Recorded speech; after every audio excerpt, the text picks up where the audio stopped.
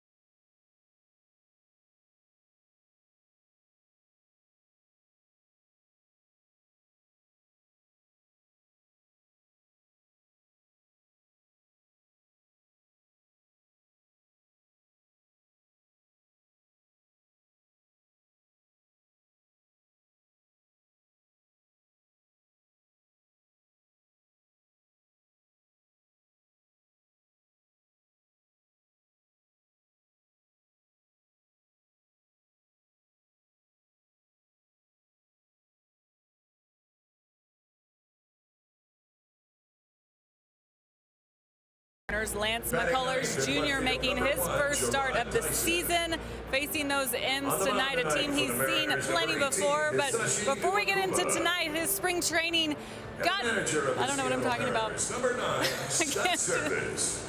We have to do this live.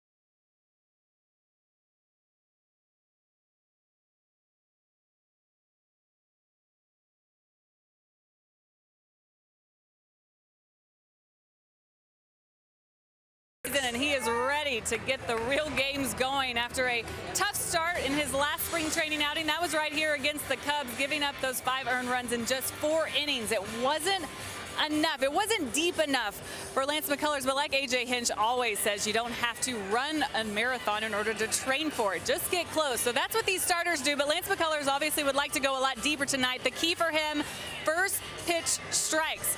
A key for a lot of starting pitchers, and it doesn't necessarily mean you have to throw the first pitch for a strike, but get the count to 0-1 would be good. His strike percentage at first pitch right now from 2016 is 57% when they swing or they take. The league average 60%, so he is just below that. He'd like to get it a lot higher so he'd be more efficient, get guys out, because once he gets ahead of those hitters, he can be pretty lethal for major league hitters right there. Stay right there. We'll be right back with first pitch. McCullers on the mound facing the Mariners. We'll be right back.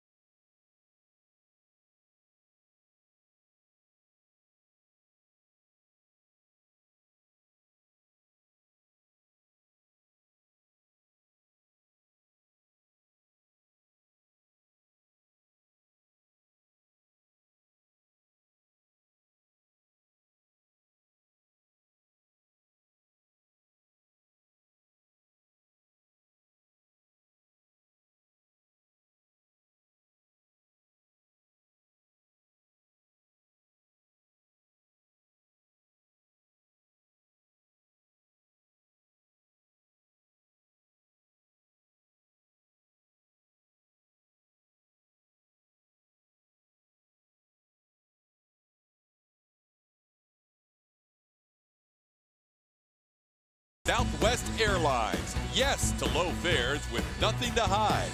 That's transparency. Welcome back to Minute Maid Park. Another gorgeous night. Temperature a little warmer tonight than on opening evening, but it is a very pleasant evening for baseball. Mariners are in town for the second of four. Ryan McCann will be back behind the plate once again for the Astros. What a first night it was, Blummer. Just a combination of great pitching, unbelievable defensive plays, and some bombs as well. Yeah, I don't know if you could have written it up any better than we saw it last night. We got 8.5, which is always a good thing when we're playing here at Minute Maid Park, and that's innings played because the Astros had that lead due to some home runs. We saw the fireworks, the firepower that's out there. What I like is that maybe some of those guys that are new to the ball club didn't perform the way they wanted to, but I think that's how this lineup shakes out, is that you don't have to perform on a nightly basis. Other guys can pick you up during this process of a long season. Seattle coming in with a potent lineup, and they added to that this offseason, yet they were held to 3 hits in that shutout last night. Tonight is a Tuesday night, and it's our first opportunity to tell you about Twitter Tuesday. That's right. If you have any questions you would like answered during the course of tonight's broadcast, you can send them to @RootSportsSS or @RootSportsSW. You could also individually email us or Twitter us. You can tweet @RealToddCallis, @Blummer27, @Julia Morales, and we'll be answering questions on a Tuesday night this evening and throughout the season. Ready for Twitter Tuesday? Hey, we'll see. I know we had some good times with Twitter last year. Fans that are at home are highly active on the old Twitter account, so it's going to be fun to check out how it goes. Ready for baseball on this Tuesday night. Lance McCullers Jr. on the mound for the Astros, and here's the lineup he will face. Same lineup as last night for Scott Service. Gene Segura leads off. Mitch Haniger, also another guy coming over from the Arizona Diamondbacks. Then the middle three, Robinson Cano, Nelson Cruz, Kyle Seager, followed by Valencia, Martin, Zunino, and Dyson. On the mound for your Houston Astros, it's going to be young right-hander Lance McCullers Jr. mixing into that two-hole because Colin McHugh is on the DL. But a good guy to have out there. We know he is high energy. I think A.J. Hinch, in talking about getting that first pitch over like Julie was talking about before we came to the first pitch, is that's how you calm down Lance McCullers. You don't want to have a guy who's high energy pitching behind in counts. But if he does get ahead, he's able to get to that nasty breaking ball he has. 3-2 record against the Seattle Mariners in his career. He has a 2.28 ERA, but in 27 2/3 innings pitched, he's given up 19 hits, which is a great number, and 35 punch-outs. Really had a nice season against Seattle last year, did Lance, when he pitched twice against them. Fared very well in both of those starts. 7 innings of 5-hit, 1-run baseball here on the 4th of July. And then 5 1/3, 4-hit innings of 1-run baseball in Seattle 12 days later. We are ready to start with Gene Segura in the batter's box. You see his numbers from last year where he was the National League leader in hits, and he takes a called strike for the first pitch of the evening. Laz Diaz calling balls and strikes tonight. Doug Eddings, Corey Blazer, Jeff Nelson, the crew chief, round out your umpiring crew.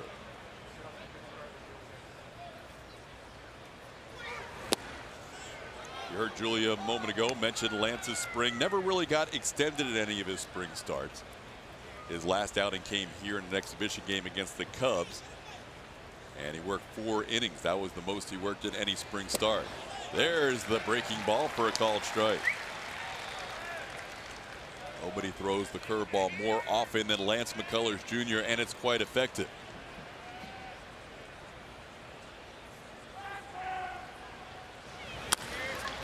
High chopper, Bregman.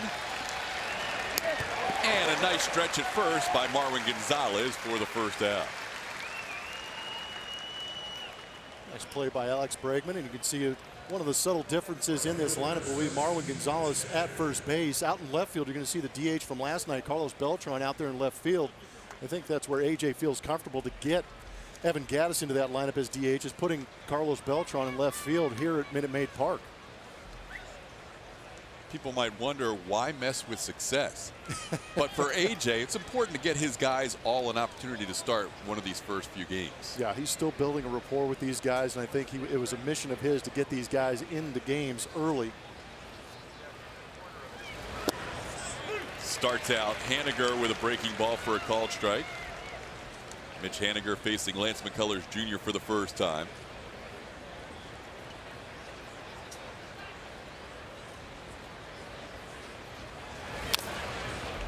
And McCullers Jr. ahead 0-2. Very good location. Fastball inside at 94. You also may have heard Brian McCann in a pre-game show interview with Julia talking about how he feels like now that the lights are on, you're going to see a different Lance McCullers Jr. And he picks up his first strikeout on the breaking ball. 1, 2, 3. It took him 3 pitches to strike out Mitch Haniger. What I like is that he used the get-me-over breaking ball early in the count and then had the put-away breaking ball later in the count. That's why he wants to get ahead, because you see the velocity is firm, first among all Major League starters, and the usage is up. He's very confident, and he knows the spin rate on that breaking ball, too. He will actually go back and watch the tape and try and get the numbers on the spin rates. We mentioned his 2 starts against Seattle last year, 12 1/3 innings combined, just the 2 runs allowed. Struck out 18. Here's Robbie Cano. Robinson sends one in the air down the line and left. Beltran looks over, and this is a fair ball as Cano will roll into second base with a 2-out double. Beltran making his first start in left field. Check the location on our MD Anderson strike zone. Set up inside. You see the fastball up and away. Cano goes with it. Gunn says 97 on that fastball, but up out over the plate. Robinson Cano is going to get a good look at it. We know that sweet swing can get the barrel to it too. Cano now 7 for 15 in his career against Lance McCullers Jr. McCullers with much better numbers against this guy, Nelson Cruz, just 1 for 7, including 5 punchouts. See what Cruz did last year, leading the team in home runs and runs batted in.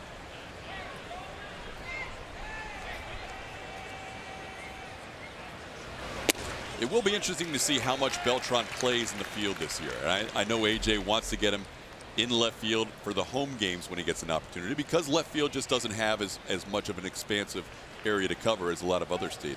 And that's exactly the reason. You got the Crawford boxes out there. You've got George Springer in center that can help out. But some of the bigger ballparks like Safeco or Anaheim and even Texas, those are some big outfields to go out there and patrol.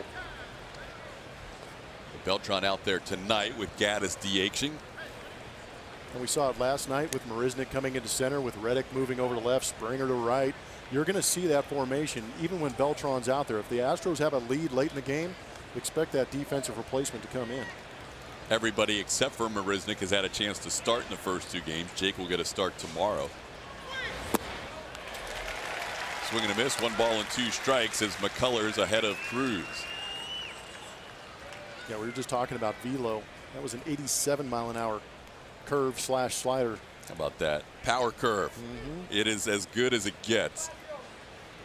Lance, when he pitched against the Mariners last year on the 4th of July, struck out 10. All 10 strikeouts came on the curveball. And that just missed. McCullers was starting to head to the dugout. It's 2-2. Caught a lot of the plate. The only question is, was it too high? No.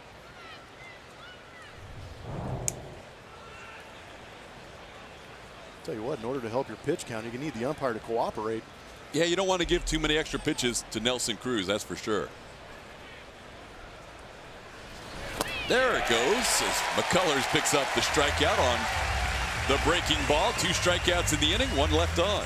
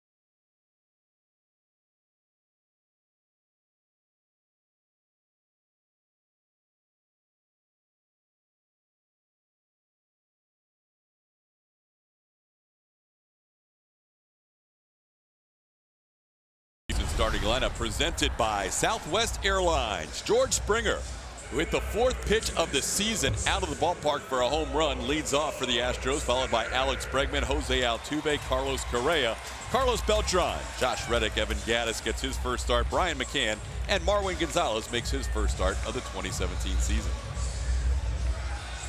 The Astros lineup will match up against Hisashi Iwakuma. See some of his numbers last year, those 4 starts in his career against the Houston Astros. Last year, 1-2, 3.52. Led the Mariners in wins, starts, innings pitched to 199, and also strikeouts. This is the astonishing number for the Seattle Mariners. Without King Felix in there, their team leader in strikeouts was Iwakuma with 147. How about that? First pitch is cued off the end of the bat, foul, 0-1. Not bad when a guy who fails a physical, who was supposed to be a Los Angeles Dodger, ends up with 199 innings pitched. So he was healthy enough to pitch for Seattle at least. He stayed with them because he was a Mariner ever since his days in the Japan League. They thought he was going to LA to pitch for the Dodgers. That didn't work out. Ends up back in Seattle and has a nice year. It's amazing how that works out. George Springer, with that leadoff home run last night, became just the 2nd Astro in the history of the team to hit a home run to lead off on opening day. Terry Poole accomplished the feat twice. It's amazing it wasn't Craig Biggio. All those years he led off. Biggio did throw out the first pitch, so he had that going for him. He's also got a pretty cool Hall of Fame jacket too to go with it. That's not bad either. Yeah. Threw out the first pitch to the guy who will also have a Hall of Fame jacket soon. Got his pretty cool couple of Astros going in. The future. 3-1 the count to Springer. George Springer in that leadoff role. You see some of the home runs. Obviously 17 in that first inning in his career, racking those up. But he didn't care. Late in games, it didn't have too many opportunities with 2 and 1 in the extras, but he does his damage early. We talked about how this Astros offense can be a quick strike offense. On the ground, knocked down by Seager, but Springer will live. On the second hop, Seager couldn't glove it cleanly, and the Astros have a base runner.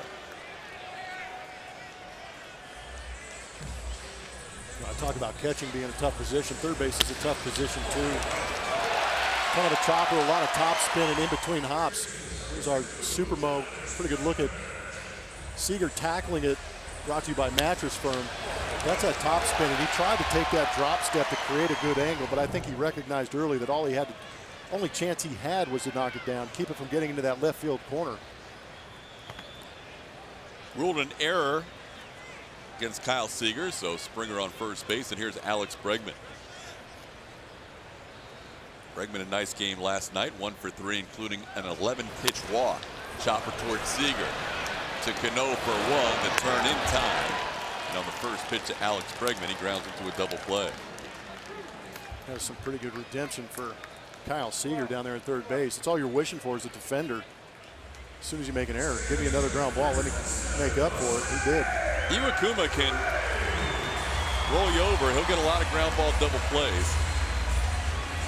Last year didn't get as high a percentage of ground balls as he normally does, because he threw a few more cutters and sliders last year than he did sinkers and splits. He's a guy that he will send as many as 5 or 6 pitches at you in a given night. Altuve aggressive on the first fastball he sees and fouls it back to the screen. I also have an alternate theory on that, just in watching some of the games that he did pitch against the Astros, where he did a good job of setting up the off speed by elevating in the zone, which is hard to understand when you have a sinker ball like Iwakuma, but he made an adjustment, started to elevate. Well, this is where, like any pitcher, you can really do well when he works ahead of the count, but especially Iwakuma. He gets a lot of chases when he gets ahead in the count like he is here, 0-2. Well, it allows him to throw those 5 pitches you're talking about. See, that ERA, though, has been slowly moving up over the last 4 years. He does get Altuve to chase. Ground ball to short. Altuve speed.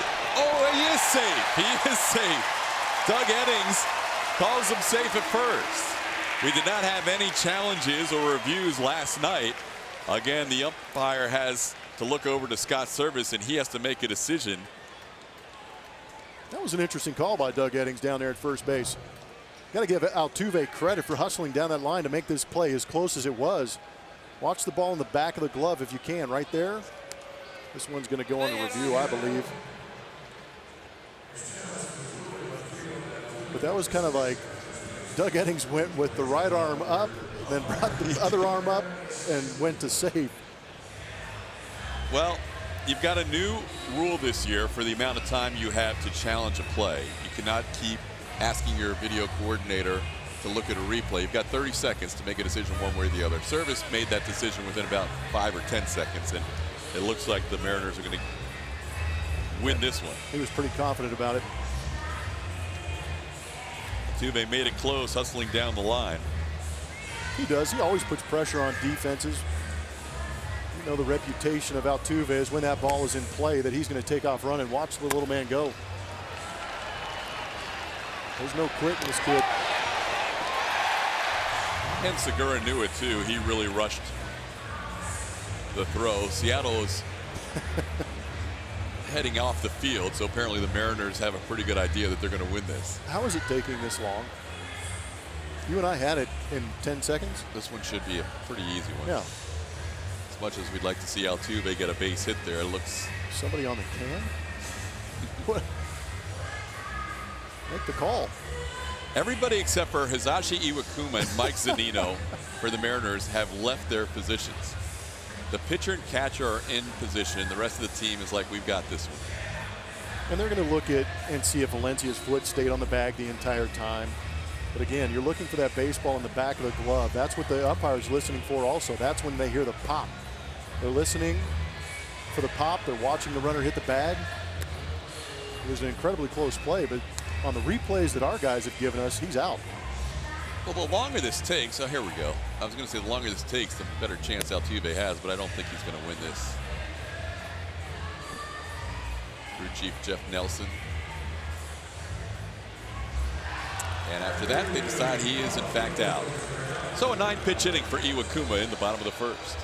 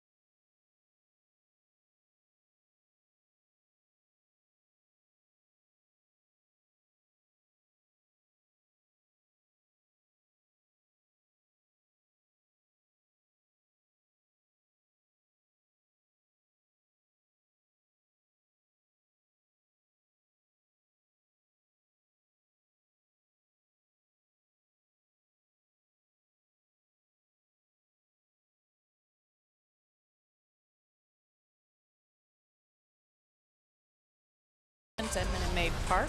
And our pitching performance is presented by Kubota. And we're looking at Lance McCullers against the Seattle Mariners. He's facing them for the 6th time tonight. In 5 career starts, though, you're looking at those numbers. 3-2, a 2.28 ERA. And honestly, one start really ballooned that ERA, if you can even say that. It was one start back in 2015 where he struggled a bit against the M's, but for the most part has had a lot of success against this team. Of course, this lineup looks a lot different, guys. Used to be a lot of lefties in that Seattle Mariners lineup. A little different now with all the new faces. You're right. They're a little more balanced now, Julia, for sure. This is, though, a good team, you would think, for Lance, because they are a pretty aggressive group. They are aggressive, and they understand they've faced Lance a couple of times and tried some different approaches to what he's bringing at him. But I think if he's really aggressive early on in the strike zone, it's going to put these hitters on their heels. Saw Gene Segura last night was aggressive against Dallas Kyle. I mean, Dallas Kyle, pardon me, Darryl Kyle was who I might have been subliminally referring to, but Dallas Keuchel, they were aggressive. In Segura's first at bat, it was taking early and fell behind and eventually got himself out. There you see the shift on Kyle Seager. Lance had missed on the first 2 to the third baseman for Seattle. He was 4 for 4 in first pitch strikes in that first inning, and that's a category AJ's happy about. How about that short hop? Nicely done by Carlos Correa in the shift. And there's one out. Hey, look, the analytics early numbers on the shifts are pretty good. We've seen some rockets hit right at him yesterday, today. A little bit of a top hand lob coming right at him off the end of the bat. Good play staying with it. That didn't look easy from that angle. That was a great angle because you could see the top spin. That really, Correa thought he was going to catch that in the air. And he ended up backhanding it or making the short hop play. That was a changeup that McCullers threw to Seager on that ground out to Correa. Now he'll face Danny Valencia. Just away, 1-0.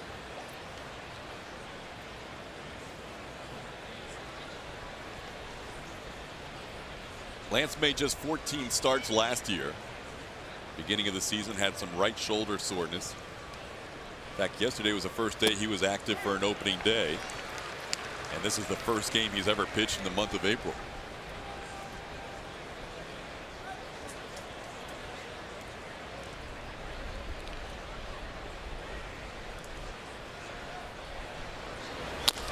Chopper towards Altuve. Jose comes in and makes the play. Off balance throw, 2 away.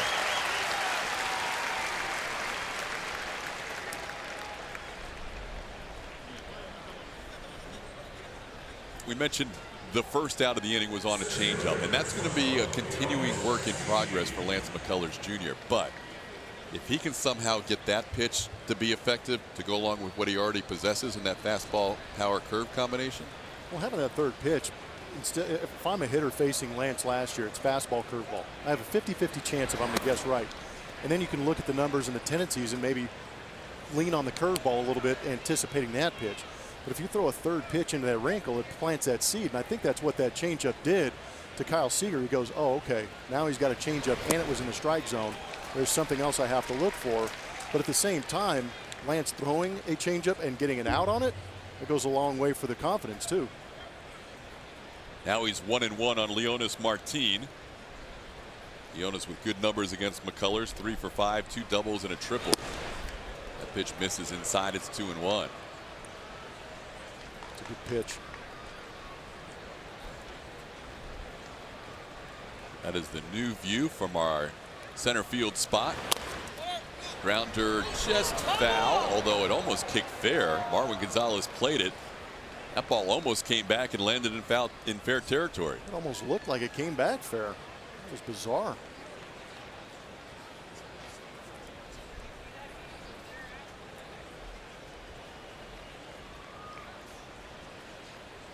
Now with 2 strikes and 2 outs, Astros will shift for a 3 on the right side of the infield for Leonys Martin.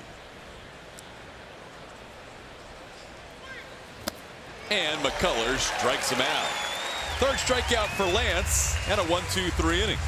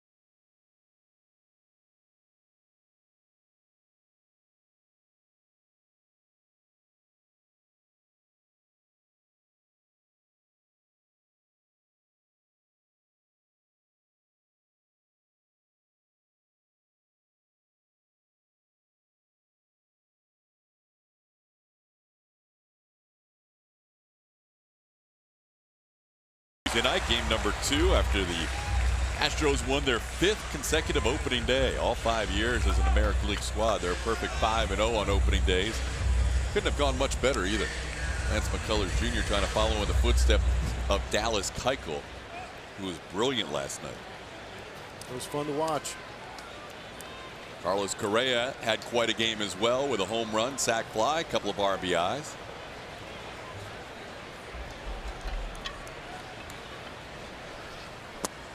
And he takes the first pitch from Iwakuma for a called strike, 0-1.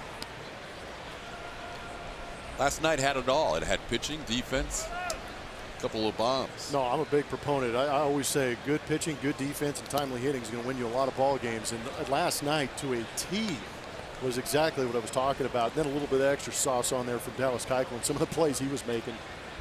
2 defensive plays that were stellar in last night's game. Counts 1-1 on Correa. Takes a called strike, 1-2. Correa, Carlos Beltran, Josh Reddick, first 3 due up for the Astros.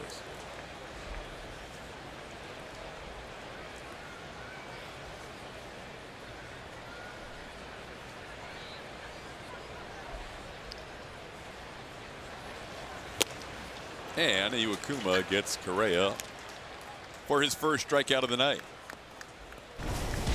Talk about Dallas Keuchel. Here's what he did last night. He went 7 innings strong, had 4 punch-outs, but the baseball was on the ground. He did a good job of staying off the edges, kept these Seattle Mariner hitters off balance, but the defense was playing extremely well behind him. And I can't emphasize enough how nice it is to play behind a guy like Dallas Keuchel. You know you got to be on your toes. You know you have to be ready. And what you're seeing here, too, is Brian McCann had a good working relationship with Jeff Nelson behind home plate, getting some calls, too. They did. We talked about those 2 being locked in last night. How about the fact that after the game, Dallas Keuchel said he didn't really shake off McCann the whole night. Good move. It's one way to develop rapport and confidence in each other. I mean, these guys learn each other in a hurry in spring training. Yeah. Carlos Beltran past the mound. Seager, only man on the left side of the infield, makes the play for out number 2. How about some of that defense from the lefty yesterday, Julia? You know, someone we don't hear a lot about is bullpen coach Greg Bjornson. We should start talking about this guy more often. Dallas Keuchel giving him credit last night, saying that, you know, it was a spring training last year pitching against the Marlins, so he remembers it well. He said, like, he really got lazy with some of the plays that he was supposed to be making, wasn't making, not getting them to his left or his right. So the next day, CB, as we call him, hit him ground balls for about 30 minutes. This is after they talked about it, and he said, this is a good idea for me. And he said that CB was hitting him choppers and making him make some really tough plays, and it was some of the plays that, some of the exact plays that he made last night. He didn't expect to have 2 plays. He figured after the first play, Martin would think, he might make a play, but he did it again. So, you know, he really credits CB for helping him out. It's just kind of amazing when you work on something like that and it comes to fruition later in a game. 2 hits allowed. Most other pitchers would have at least had, with the same stuff, 4 hits allowed, because not many other pitchers make one of those 2 plays. Yeah. He made both of them. No, he really did. And, you know, it's not Dallas getting lazy. You know, that's what he's going to say, but he is so good at fielding his position that maybe he might have gotten a little complacent. Sometimes you lose focus when you're that good. But CB out there laying down the law. I like saying, it. Get on the mound. You can take your Cy Young with you if you want. Put it right next to you, but we're going to work on our PFPs. You don't win 3 Gold Gloves in a row without working. Absolutely true. Good to see that it paid off in game 1. 3-0 to Reddick, and he'll take a strike. Josh Reddick 1 for 3 last night in his Astros debut. Coming off a season in which he hit .281 overall, but .296 last year in the American League.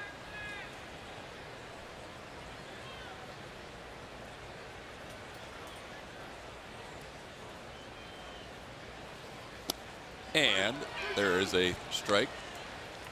It's 3-2. You can see Iwakuma shake twice to get to the pitch he wanted, and he challenged Reddick on that 3-1 offering.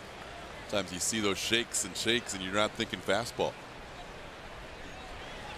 They'll shake, go through the off speed and get back to the fastball, trying to trick the hitter. On the ground again, Seager the only one there on the left side. He'll make the last 2 plays of the inning, and Iwakuma with a nice 1-2-3 inning. So we're scoreless through 2.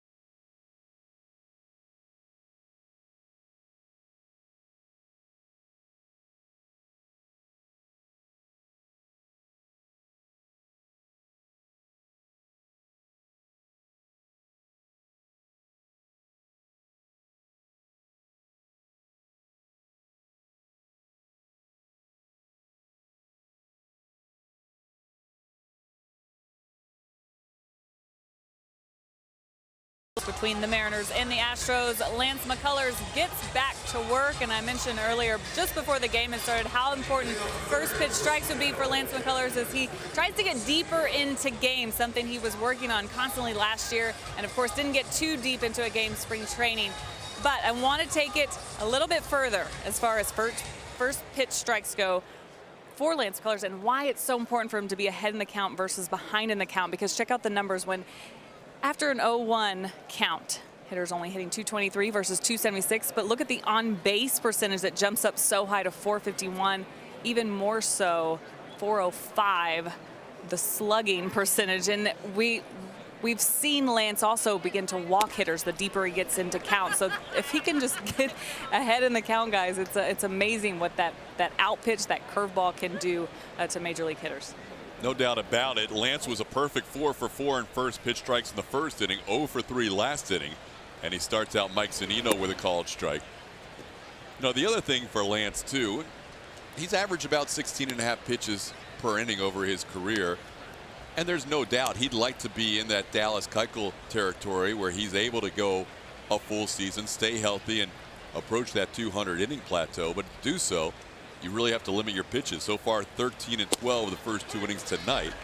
And a lot of that has to do with getting ahead of the count. Let's be honest. If you're this young and you have that kind of arm and you have put away type stuff, I'm going to think about striking the world out. You know, that's part of the problem is he wants to go out there and strike everybody out, and he has the stuff to do it. It's definitely something, if you do have that ability, that's hard to get away from. Yes. Because strikeouts are sexy. People like the strikeout. They pay. They do pay. But a ground Wins pay too. A ground out on the first or second pitch of an at-bat's not bad either. Not bad at all. Are you kidding me? There is a called third strike. He gets him with a fastball, throws it on the outer half. Strikeout number 4 for McCullers Jr. Last season, breaking down Lance McCullers, the major league average is going to be on the right-hand side. You can see the first pitch strike percentage underneath that major league average. Not by much, but enough to make you be concerned. Strike percentage off that fastball. That's the one I think that AJ is a little bit worried about. The fastball percentage should be much higher for a big league pitcher with his #1 pitch. Should be the fastball. He should be able to locate that and get ahead. Some of those numbers you did see when he fell behind, that's what led to those base runners that Julia was talking about. Base runners start piling up on those base paths. It puts a lot more stress on that arm, and he has to go to the punch out. Being that he wants to be a punch out pitcher, I would turn him around and point to every guy out there behind him that can pick it and shag it. This time they go to Jose Altuve on the ground as Gerard Dyson is retired for the second out. That's a good point. You've got the defense behind you. Let him go to work. When you think about McCullers and all those strikeouts he gets with the power curve, you wonder if even in that Zunino at bat, he's down 2 strikes. He sees that ball out of McCullers' hands that looks like it's going away. He doesn't even offer with 2 strikes. It's a fastball, almost expecting to see that thing breaking off the plate. And if you're ahead early in the count and set these guys up, you're able to do things like that. Because we already know the tendency is really high in a 2-strike count. If you're right-handed, you're going to see breaking ball, and that's what Zunino was doing. He was probably sitting on that breaking ball. Lance decided to locate a fastball and got the strikeout. Lance has been very good early on. Just 1 hit. It was a Robinson Cano opposite field double that landed on the warning track. Pitch misses away to Segura. It's 1 ball and 1 strike. Segura grounded out his first time up. McCullers has 4 strikeouts and 4 groundouts in his first 8 outs tonight.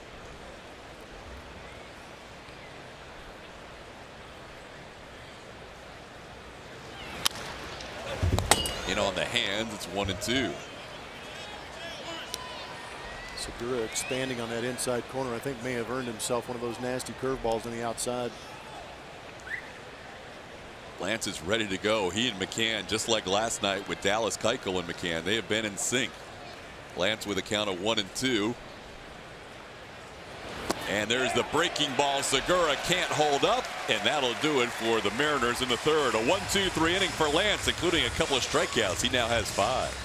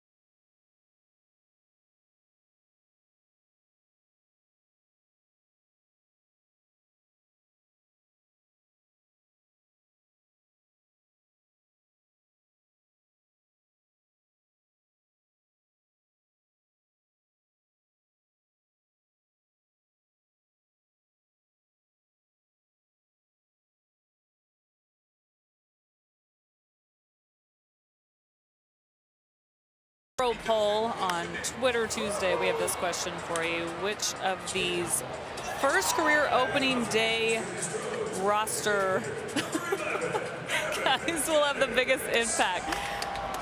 I had trouble reading that question, but which of these guys who are on the opening day roster for the very first time will have the biggest impact? Is it Alex Bregman, Yuli Gurriel, Lance McCullers, or is it Joe Musgrove? So follow us at Root Sports SW, and you can vote in our Chevy Stro poll. Todd?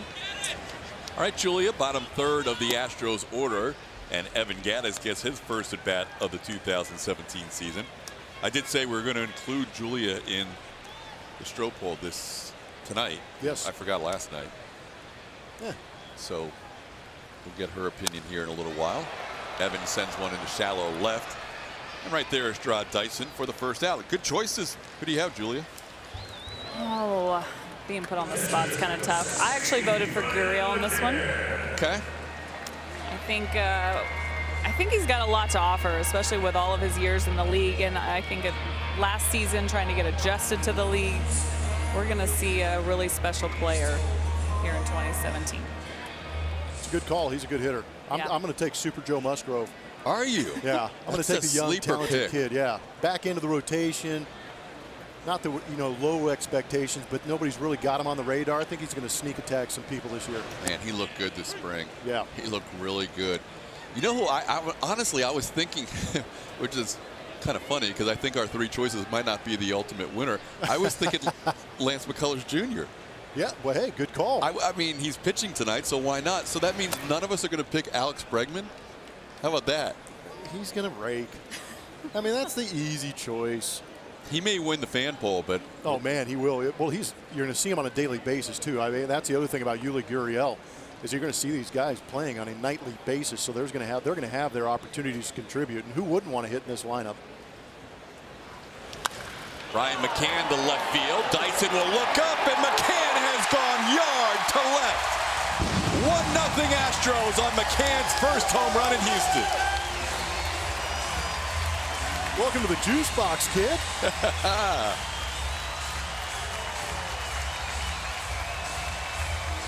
I love it. First home run of 2017. 9 straight years. 20-plus home runs. Working well with the starting staff so far.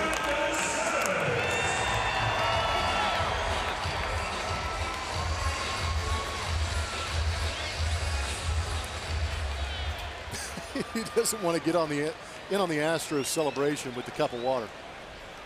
He just flat out refused. Didn't want to mess up his hair. Jake Marisnick was ready. Now this is great because Brian McCann comes from Yankee Stadium. Yes. Where you just hit a decent fly ball to right and you've got a home run. Yep. He talked all winter long about wanting to use the whole field and becoming more of a complete hitter, mostly because of the shift. But also, he's in a whole new ballpark now where that fly ball is not a home run maybe in Yankee Stadium, but it works here. Yeah, that's one of the interesting things here is that you can hit line drives that may be maybe off the wall in left field.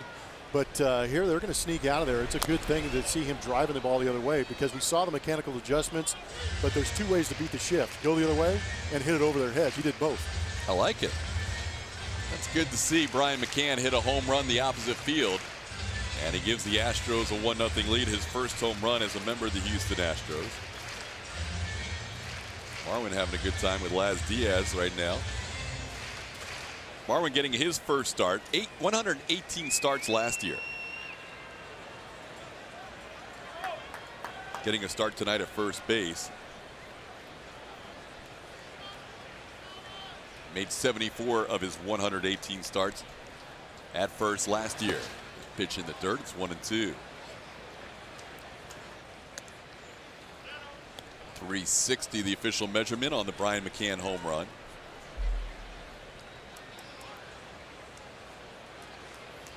I love seeing guys contribute early after trades, after free agent signings. It's good for the fans to see what they're in store for, but it's also good for that guy right there.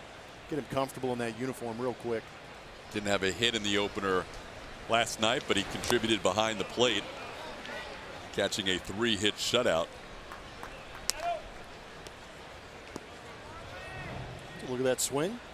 We know that Iwakuma is a sinker baller, but that looked like a little bit of a backdoor cutter, and McCann stayed on it nicely. Head down, barrel to baseball. Here's going to be a great look at it. Right into your living room. Or maybe into the den a little bit to the left. McCann now 3 for 9 against Iwakuma with a couple of home runs.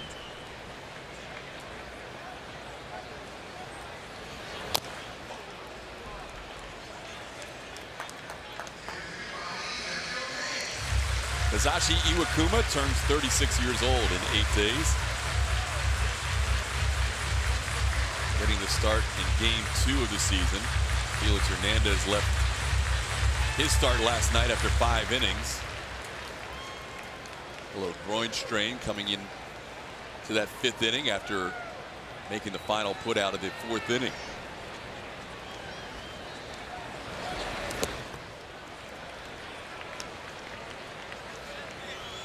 Great research done in our truck to find out that Brian McCann last year had 1 home run hit to left field. How about that? We saw last night Carlos Beltran numbers also in a Yankee uniform. A lot of his left-handed home runs were to the pole side. And it's interesting to me to see that with guys who play in Yankee Stadium, because it's still relatively short in left field down the line, and then it shoots out in the gaps. But here, pretty welcoming place for these guys to go the other way. Minute Maid Park, lefties to left field, best park by far last year. And Brian McCann's learning that quickly. It's good to see. Almost a mirror in that dugout. Did you notice that? Yeah, it is. McCann and Gaddis sit next to each other. Brothers in arms. Which is which? Brothers in beards. I mean, if you're not a big Astros fan, even if you are, it takes you a beat to figure out which is which. Right? Who cut down the most trees in the offseason? I'm taking the guy on the right. You are? Oh, yeah. Yeah, I would go with them too. Evan on the right, Brian on the left as you look at that shot. You sure? I'm pretty sure. I've got 95% confidence there. I'll tell you what, on picture day when they were showing some of the shots online, you couldn't tell either of them apart with the hat on. Gonzalez goes around and strikes out for the 2nd out. Well, FanFest, Brian McCann was getting a lot of, hey, Evan. I believe it. That's the worst part about it. You're going to go to these road cities and the people looking for autographs are going to keep calling you the wrong name. They both catch. They sit next to each other on the bench. Ex-Braves. Ex-Braves. Just goes on and on. They seem to be having a good time together, too. That is beautiful. One's left-handed, one's right-handed. Maybe they're separated at birth and we don't know it. Based on the amount of sweat, can you tell which one's catching today and which one's the DH? 2 outs, bases cleared, back to the top of the order. George Springer reached on an error his first time up. Yeah, which one has adapted to Houston, which one hasn't? Good point.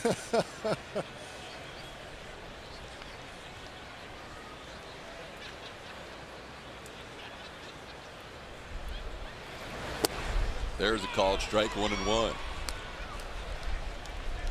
Iwakuma's only allowed the 1 hit. A home run by Brian McCann. Astros jumped out quickly last night when George Springer led off the bottom half of the 1st inning with a home run. His 10th leadoff home run of his career. 8 were last season. Fouled back to the screen, and now Iwakuma ahead 1-2. Springer also made a couple of fine plays defensively. One in center field on a rocket off the bat of Nelson Cruz, and another one off the bat of Robinson Cano when he had shifted to right field. That was a big play on Cano. Picked up Luke Gregerson with that one.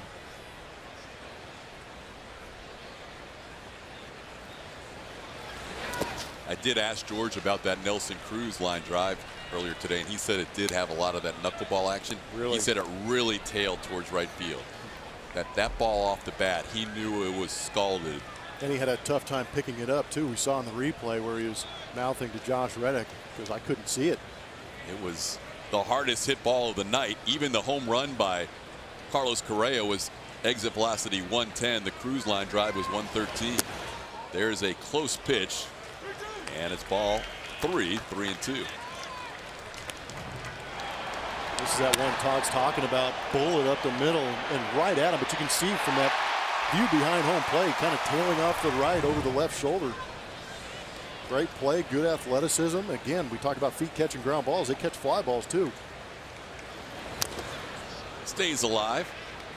And we found out after the game on the new MLB StatCast where they talk about hit probability. That was a strong hit probability off the bat of Nelson Cruz that was recorded as an out by George Springer. Yeah, we're seeing that a lot more these days. StatCast is keeping track of a lot of things, and it's a combination of exit velocity and launch angle. We saw exit velocity from Carlos Correa, 110 miles an hour. His launch angle was around 35%, so he's getting a lot more loft under it, whereas Nelson Cruz was about 5–10% on a line. Good at bat. Good plate appearance there by George Springer. Draws a walk with 2 outs. First walk issued by Iwakuma.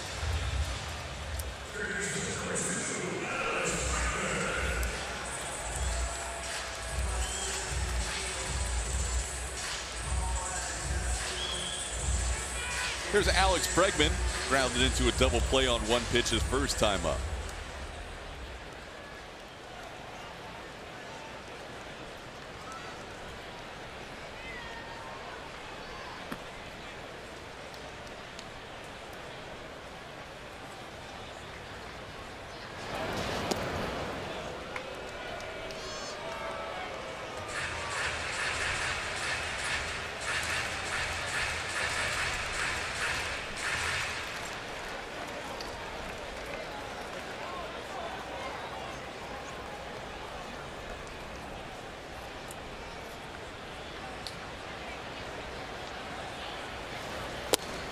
Called strike.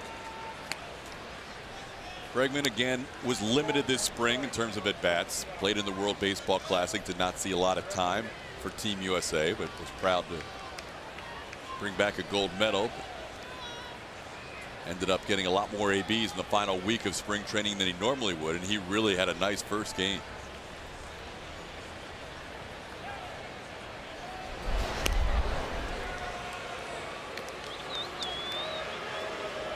Where I think it's a good place for Alex Bregman to be hitting.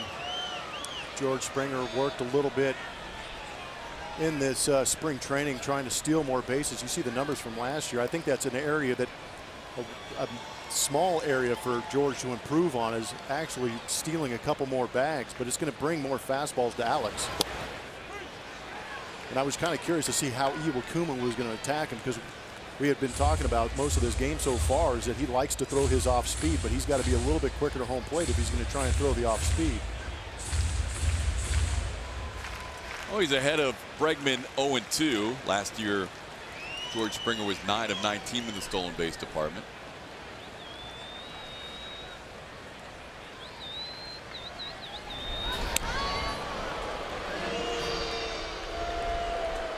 Just a show me move from Iwakuma. Averages around 1.3 seconds to home plate.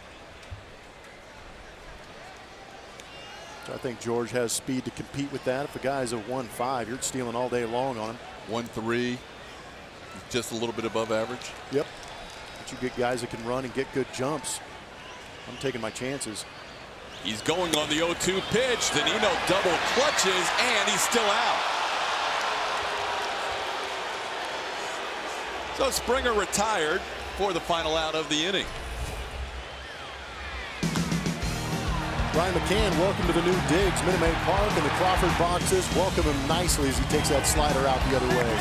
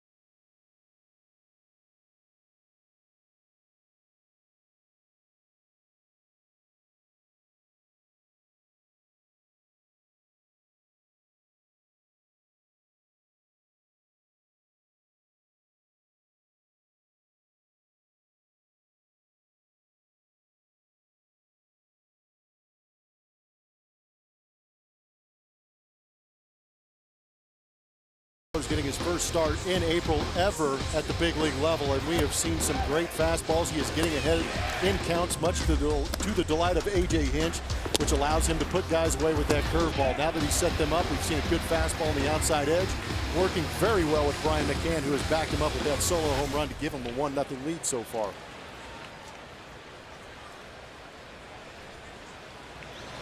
Mitch Haniger sends the first pitch he sees down the line, and it just hooks foul.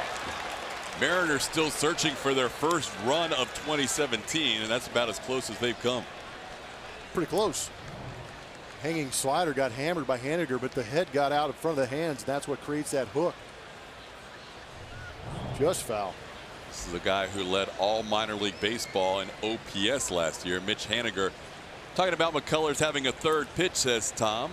How many does the average MLB pitcher have? How many did Nolan Ryan use? This is a great question because we had Nolan Ryan in spring training. We had a chance to talk to him, and it was really a surprise to me to hear him say that he actually did have a changeup. Primarily fastball, curveball with a big 12-6 hammer, but he had the changeup in there just to keep hitters off balance. But for me, some of the good pitchers out there have a guaranteed 3 pitches that they can throw for a strike. They may have that 4th one if they're great pitchers going out there, but they want to have a minimum of 3. Down the line, fair ball. The curveball past Bregman. Haniger is towards second, and he is safe. Correa went all the way out to make that play from shallow left field. It's another unique quirk here at Minute Maid Park is that base hits down that third baseline will ricochet off the stands down there in left field. They used to have the radar gun there back when I was playing, but Carlos Correa played it perfectly, and they almost got Haniger at second base. It was nicely done. Good look at it on the super mode. Good pick. Quick tag, just not quick enough.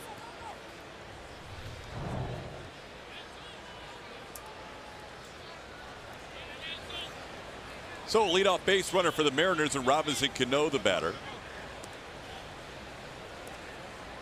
Cano doubled on a fly ball the opposite way his first time up.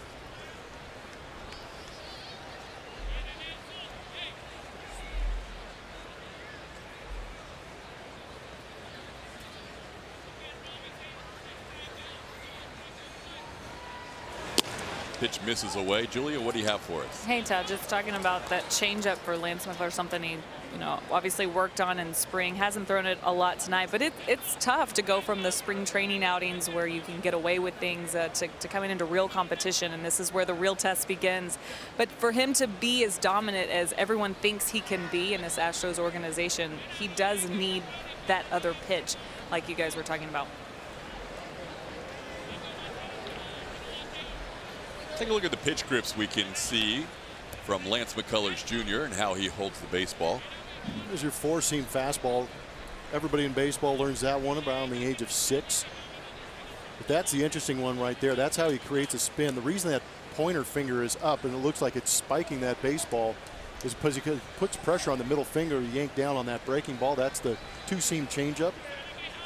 Then he has the 4-seam grip, much like the fastball, but it's kind of shoved back in the hand, and you see the circle on the side of the baseball, putting the baseball in the last 3 fingers of his hand. Used to throw more of a split change. They learned from Alex Cobb during an offseason while he was in Tampa, but he's kind of gone away from that. Didn't really feel as comfortable with that on his arm. And the circle change is something that's a little more natural. You hold it differently and use the same arm action, but the way the ball is held puts pressure on different parts of the hand, allowing it to come out slower, but you're still moving the arm at the same speed. Ground ball right side. Altuve to his right. Retires the opposing second baseman for the first out. And you're probably at home asking what's the difference between 4-seam change, 2-seam change, and when these guys are throwing at the velocities that they are, I guess for lack of a better word, the wind friction against those seams makes the ball move a different way. A 2-seamer usually runs to the arm side, whereas the 4-seamer stays a little more true and straight.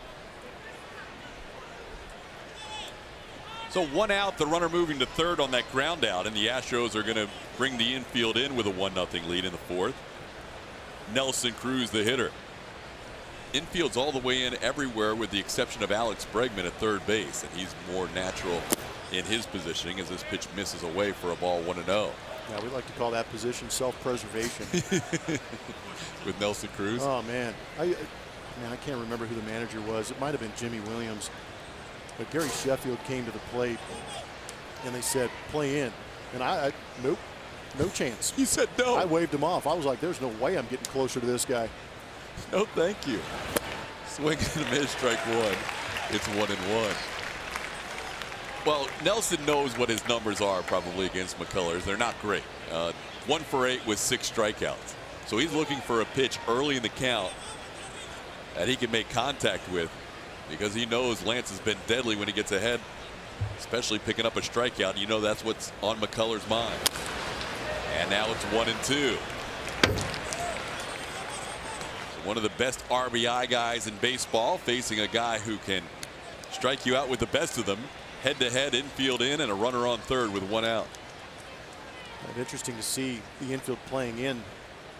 Top of the 4th inning. Exchange the run for an out. If you play the defense back, tie a ball game. Perennial RBI guy up there too. He gets him with that breaking ball. McCullers striking out Cruz for the 2nd time tonight, and that's now 6 in the game. Tell you what, I know it's early in the season. We're excited. It's the 2nd game. Dallas Keuchel did a great job last night, but that was a big boy at bat for Lance McCullers. He did some growing up right there. Nelson Cruz is a guy who can drive the ball, drives in runs, but he absolutely dominated that AB for me. At least 1 strikeout in every inning, 6 in the game. Cruz continues to struggle against McCullers in his career. Now Kyle Seager.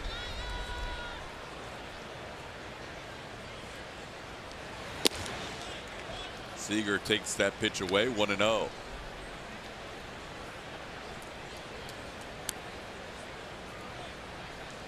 McCullers has 6 strikeouts so far and 5 groundouts. Also allowed 2 hits, both doubles.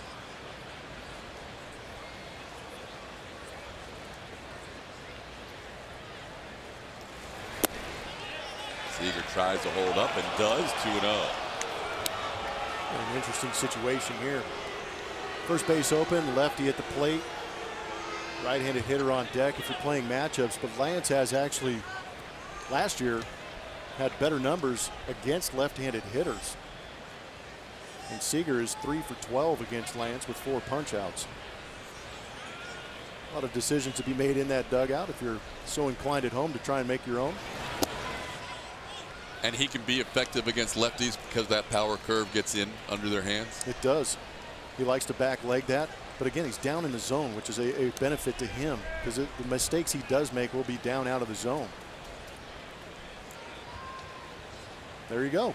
4th pitch is not even thrown, as the new rules, there's no more intentional walk pitches. I like it.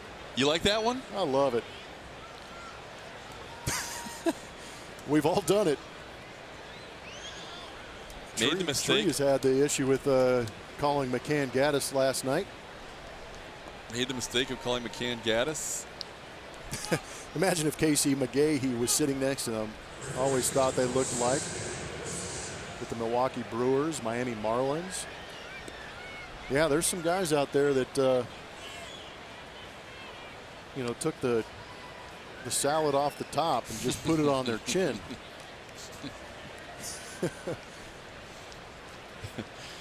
Here's Danny Valencia.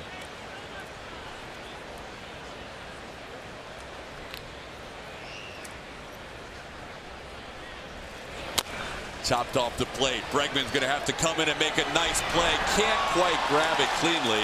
And the Mariners have their first run of 2017 on a chopper on the infield for an RBI base hit for Danny Valencia. Bad luck. It's a tough play. Topped off the plate. Not sure what hop you're going to get off the grass. It looked like Alex Bregman had the intention of coming in with the bare hand and then realized who was running, but he just couldn't quite make the exchange. I believe if he makes the exchange with his arm, he gets Danny Valencia at first.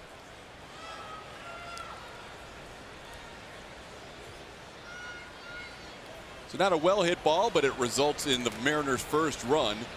12 2/3 innings of shutout baseball from the Houston Astros pitching staff. And the Mariners have tied this game at 1. Now the pitch count up to 50 for Lance McCullers Jr.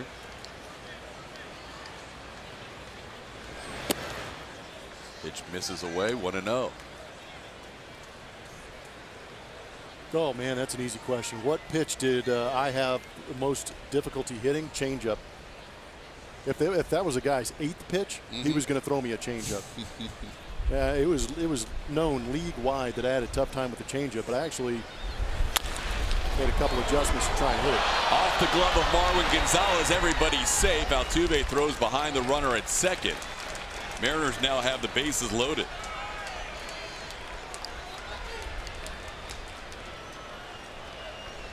So a tough luck inning for Lance McCullers Jr.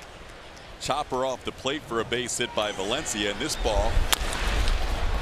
That's that just, it's a topped ball, picks up steam off that grass. But if you're not moving your feet quick enough to go get the short hop and you hold your ground, the ball will end up eating you up like that.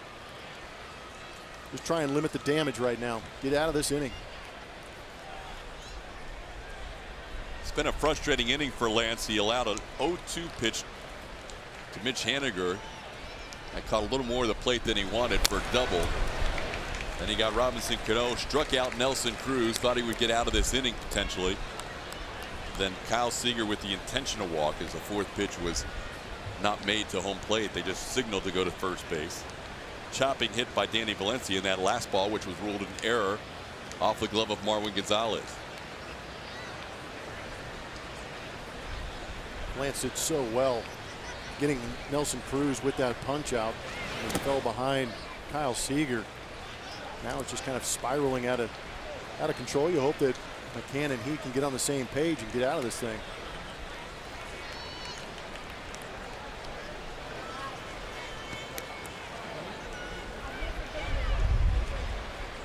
Beautiful view from our center field seating area. Batter's eye bar is up there, part of the Bud Brew House. 1-1 the count. Zunino 0 for 5 in his career against Lance with 3 strikeouts, and now he's down to the count 1-2. He's taking a couple of fastballs for strikes against Lance, almost like he's not looking for it. I couldn't agree more. That was a pretty good fastball to hit from Lance McCullers, but you're not going to react to the fastball if you're sitting off speed. He got a 1-2 fastball from Zunino, which is rare, as you saw that breakout.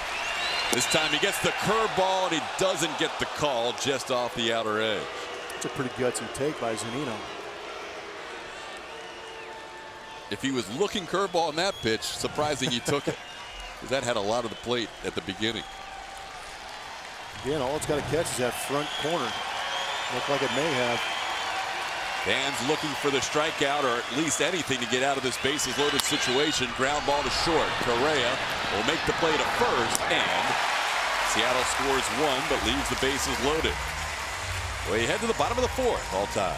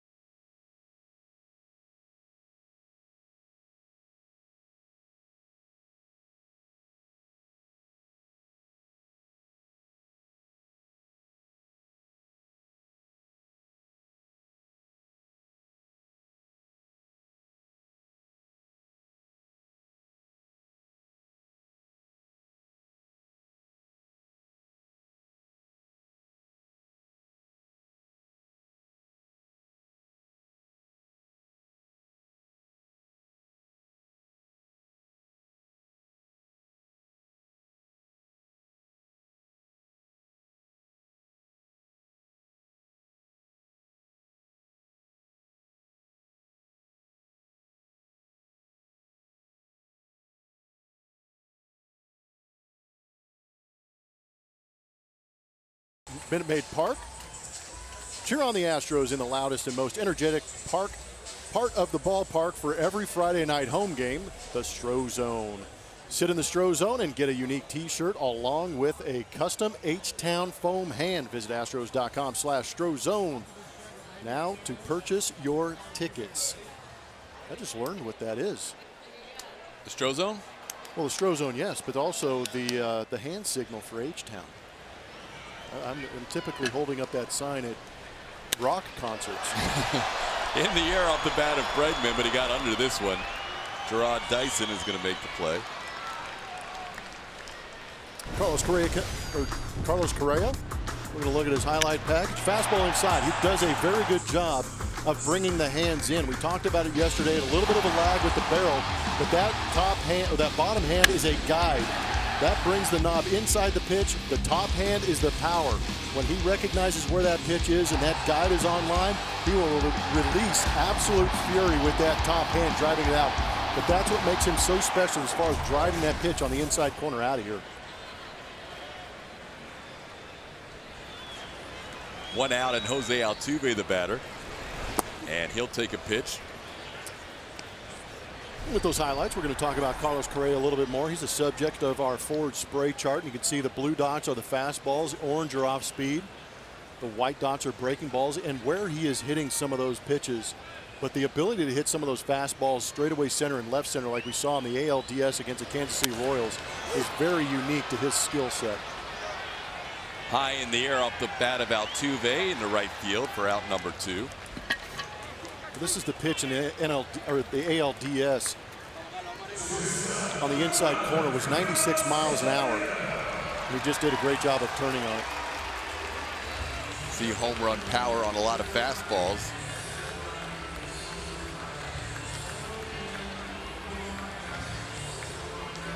But that's why it was so impressive.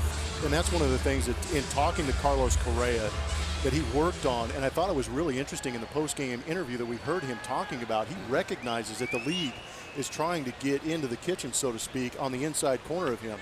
So he gets in the cage, works in it on it off the tee. Therefore, he's doing it in a big league ball game. But his skills already are going to put up big numbers. But now you add the mind to it and the work ethic, he's only going to get better. I like the fact that this 22-year-old was your pick to be in the top 5 for MVP voting this year, and that changed last night. Oh, he's going. He's going for the number one spot. Yeah. You got him at number 1 after one night.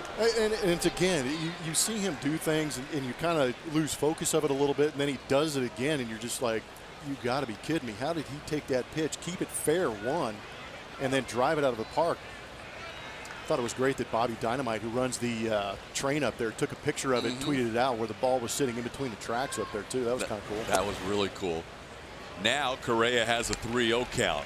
Bases are cleared with 2 outs. If you're the opposing pitcher, how good do you want to make a 3-0 pitch to this guy? Yeah, because you know he's got the green light.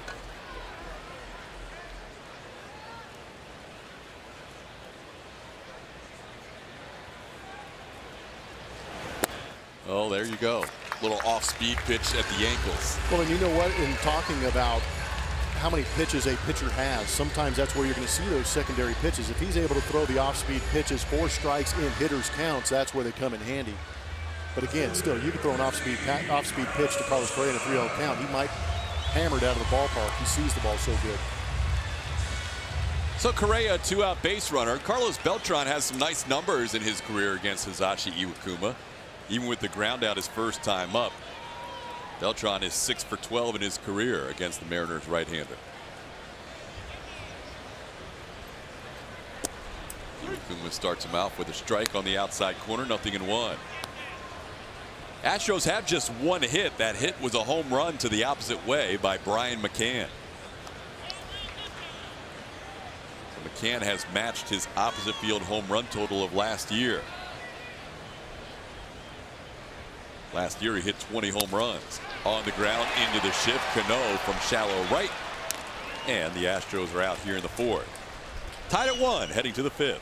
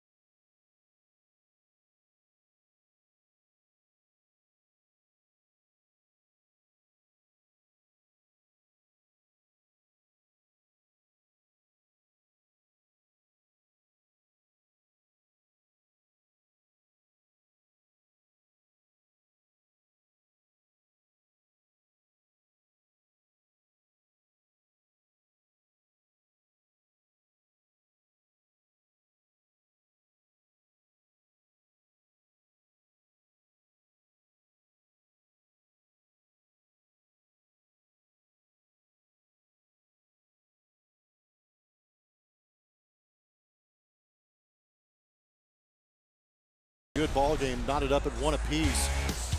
It's time to play, presented by Toyota. Last night we saw some phenomenal defense. The Astros employing the shift frequently. Paid off last night. Zunino hitting a rocket at Altuve. Alex Bregman sat back and watched the show because Dallas Keuchel was bouncing off the mound, making great plays, helping his own cause. And of course, Carlos Correa on the backhand, but threw a ground ball to first that Yuli Gurriel picked up nicely. George Springer back in that natural position in center field made a great play.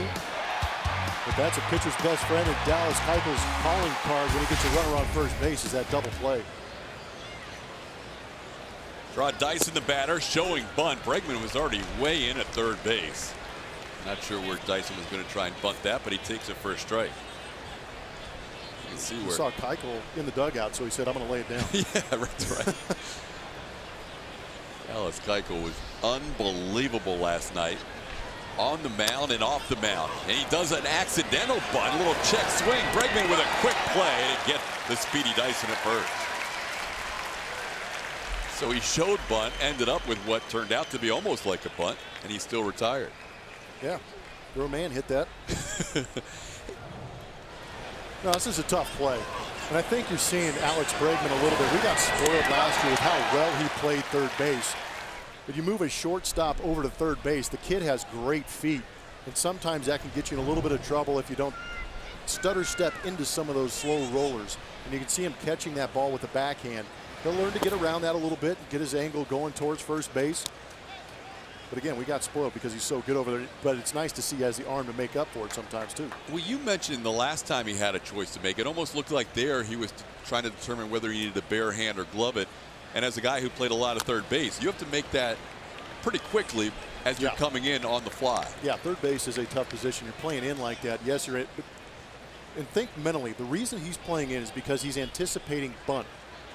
Doesn't see the bunt. Gets in his normal fielding position, and then it's a check swing. You have to adjust to the swing, and then you're hustling in, and in your brain, your internal clock is ticking away because you know Gerard Dyson can run.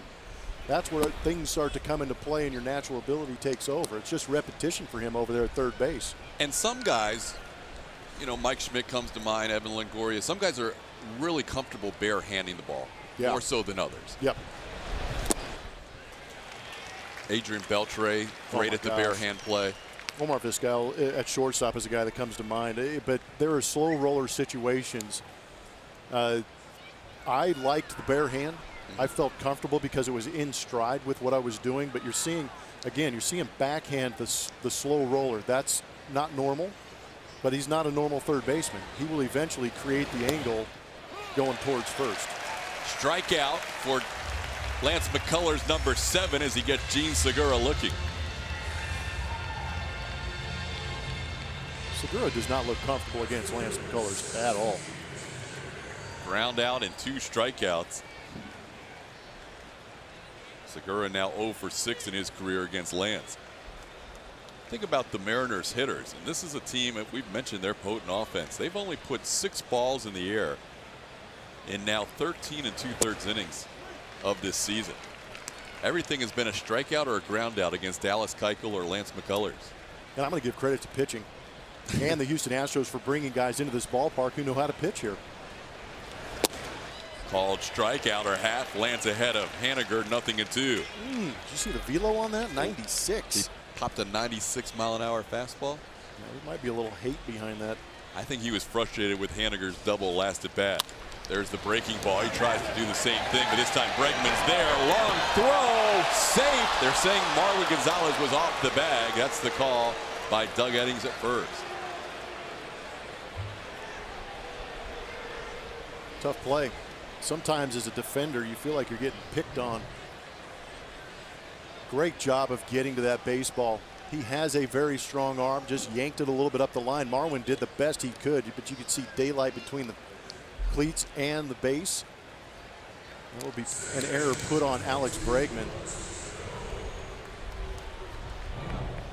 The second error of the night on the Astros infield. That was a tough play, but an error charge to the young third baseman, who last night became the youngest third baseman ever in Astros history to start at third on opening day. Here's Robinson Cano.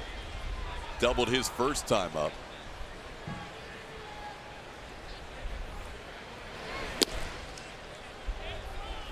Robinson Cano has 12 consecutive seasons. 12 consecutive seasons of 30 or more doubles.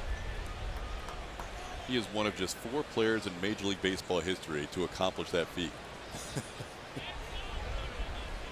Not too bad. And he did some damage last year against these Astros.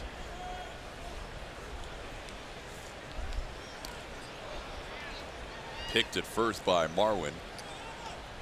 You know, Haniger's impressed in the first 2 at-bats, or the last 2 at-bats against McCullers Jr., because he's handled some 2-strike breaking balls that we see a lot of veterans not handle. No, he did. And he also had a big walk last night, causing a high-stress inning for Luke Gregerson. Had a great AB, but he's one of those young guys, good outfielder, good knowledge of the strike zone.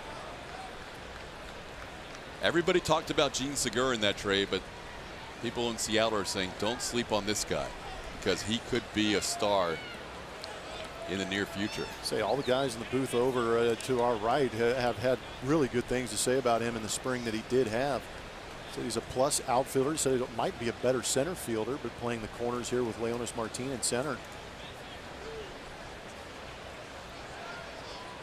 But you talked about it yesterday. This kid's not moving into the 8-hole. Nope. He's right into the 2-hole. Right in the mix.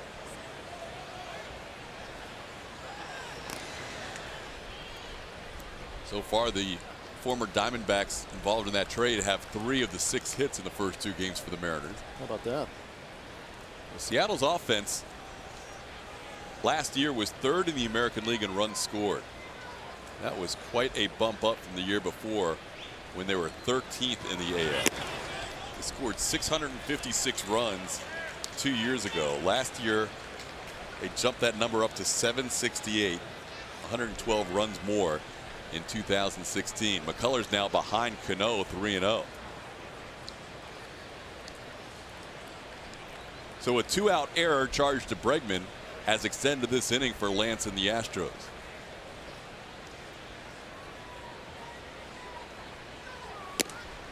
And it's way upstairs. 4-pitch walk to Cano.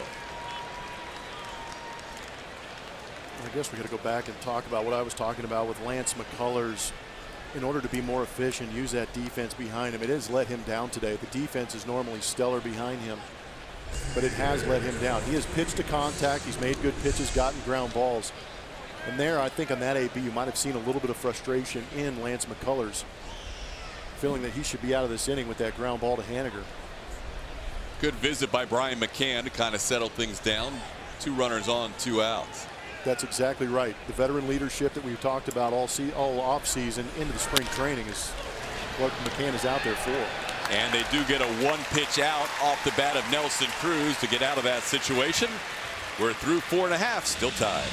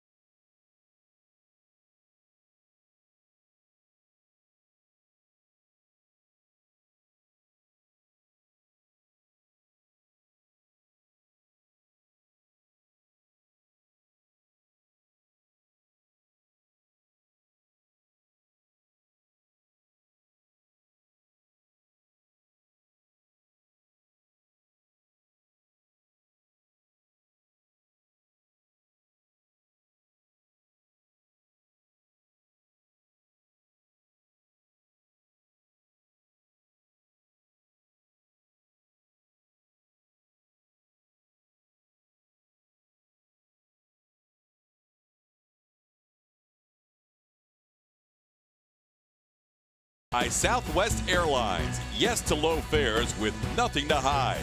That's transparency. Bottom half of the fifth inning from Minute Maid Park. Astros and Mariners tied at 1. Josh Reddick will lead things off for the Stros. Todd Callis alongside Jeff Blum, Julian Morales. One thing on this Twitter Tuesday, I'm learning. I have to pick up my Twitter game a little bit.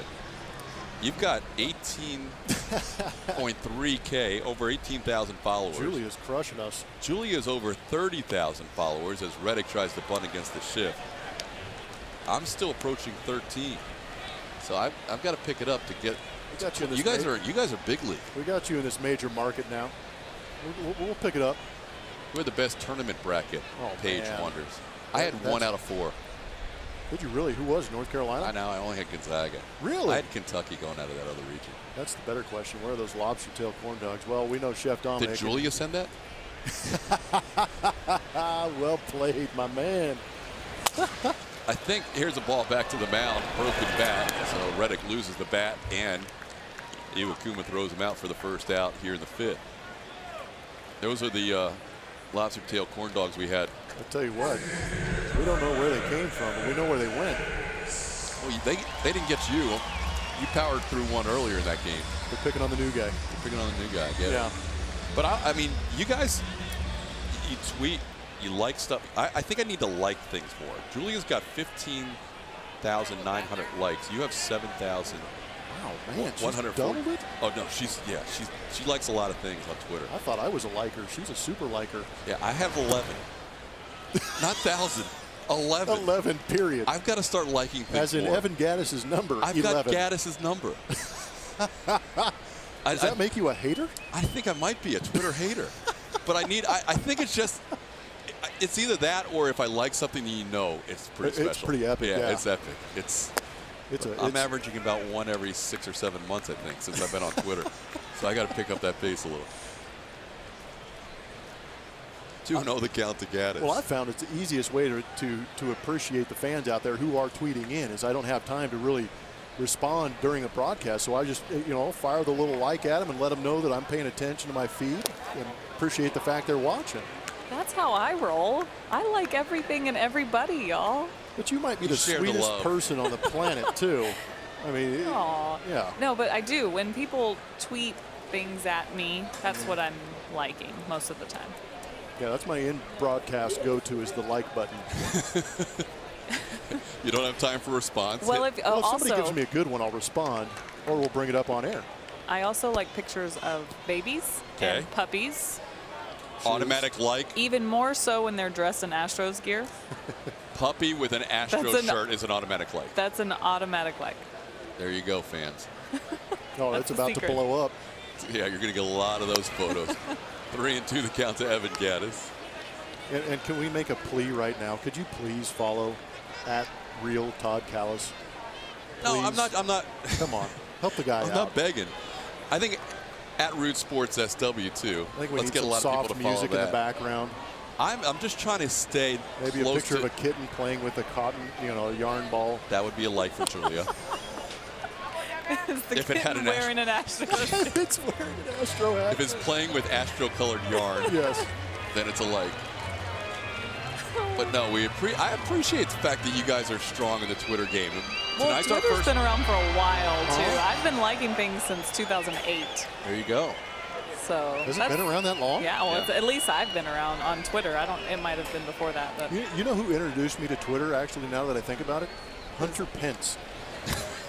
That's a story. Of course he did. Right? Julia knows. I mean, this guy is an animal on Twitter, and he was way ahead of his time. He told me, he goes, I'm going to get on this Twitter game. I'm going to fire it up. I'm going to start getting followers. And he lit it up, and now he's a great follow on Twitter. I don't have him on my list. I'll have to make that. He must like a lot of stuff too. 3-2 walk to Evan Gaddis, 1 out, 1 on.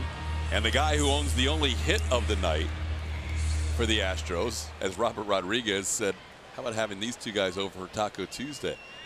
Jeez, just wait until Wednesday here at the ballpark. Dollar Dog Night. That's right, tomorrow, first Dollar Dog Night. Iwakuma Gets McCann to chase, 0-1. Iwakuma comes at you with so much different stuff and from different angles and different speeds. It's hard to really get him barreled up. No, he brings the funk. Yeah, and he has that, you know, the Japanese came over with this windup where there's a lot of hesitation, but there are a lot of arm angles. Pitchers do a good job of throwing their pitches with different velocities to get different breaks, and Iwakuma is one of those guys too. A lot's been made of the fact that his fastball not quite where it was from a couple years ago, but he's a guy that maybe even one tick off the fastball is not as important as some other guys. Well, he definitely takes your mind off the fastball by throwing so many off-speed pitches, and when he does try and sneak one past you, sometimes he does. A.J. Hinch says he basically pitches backwards. Yeah.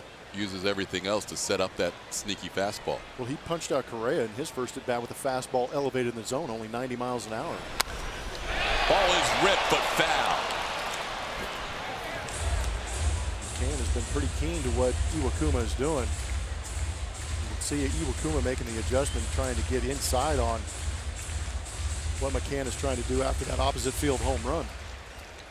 McCann did not want the Jake Marisnick water dousing at the end of that home run. I don't know. They may have to have a conversation about that. He flat out refused. If you get that, you're doing a good thing.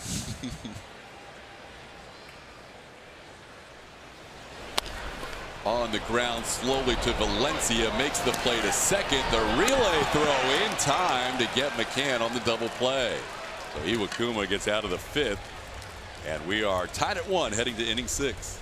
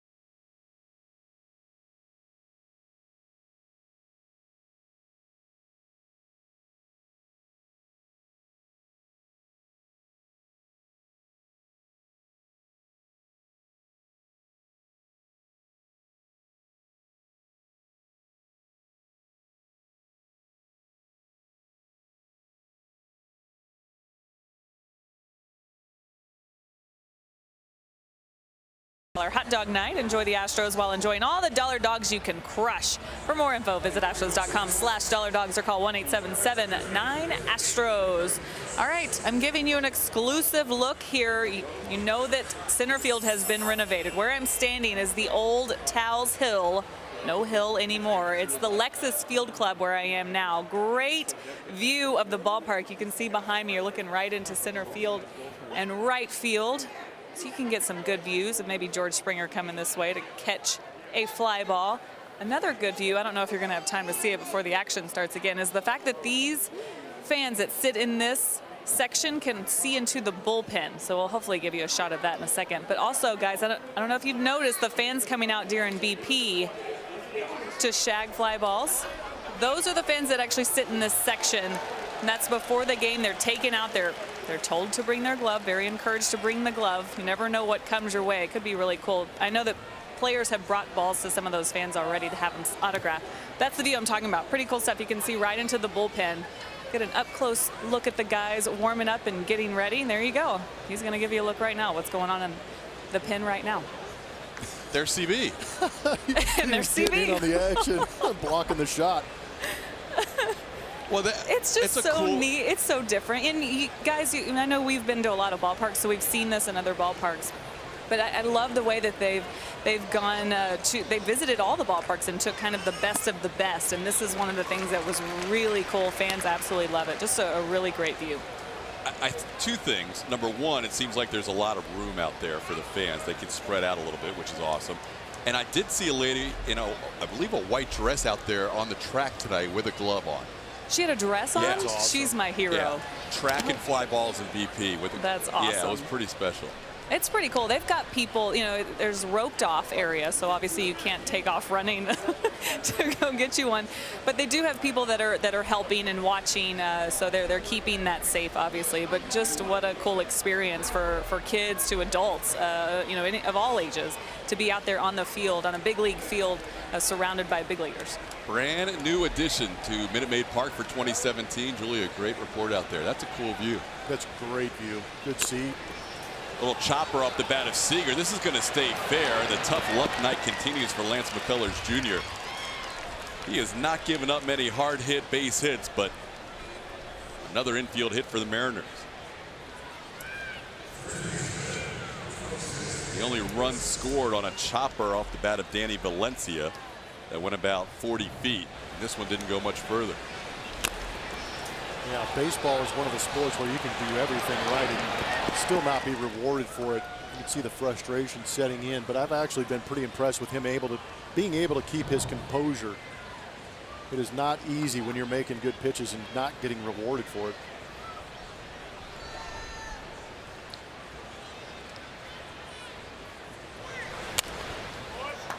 Danny Valencia fouls one back, 0-1. When you consider the 4 hits tonight allowed by Lance, and the Astros have made a couple of errors, the Robinson Cano ball was in the air for a while, but opposite field double that landed right at the base of the wall and left. Then Haniger with an 0-2 pitch that he just took down the line at third. Then the chopper by Valencia and that last hit by Seager. So, not a lot of high exit velocities from the Mariners lineup tonight, yet 4 hits allowed by Lance. Check of Seager first. Only 3 steals last year for Kyle and 4 attempts.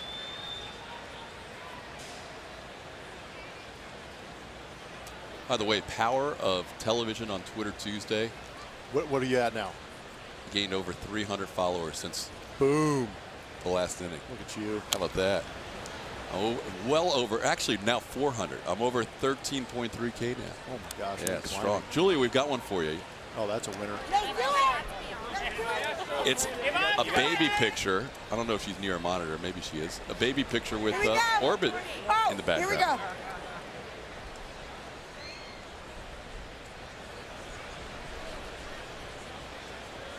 She'll like that eventually when she gets back to her computer. Well, I made sure to get on my account and like a couple of tweets because people are watching and they are responding. That's the best. It's a little interactive up here. Twitter Tuesday. First of many. First week of baseball. Next year there will be 4 extra days built into the schedule, which will mean 4 extra off days. But the season, instead of starting on, in some cases Sunday, but usually on a Monday, will now start on Thursday. Ground ball, foul.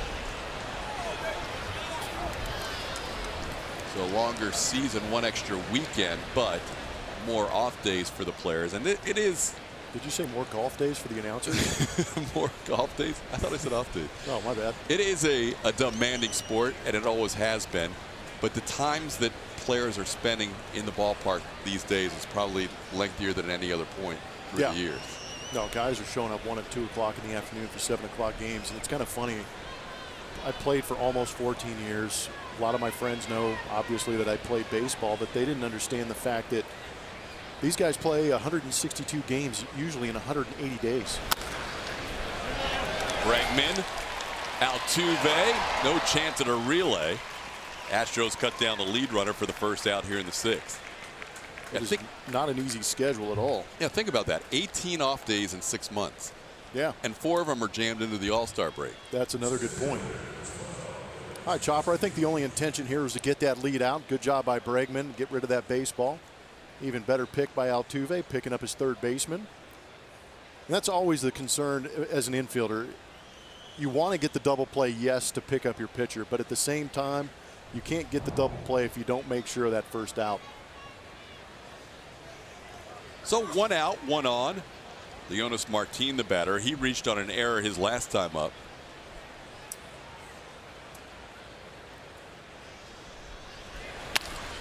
In the air to center field. Springer gets a good jump and makes the play for out number 2.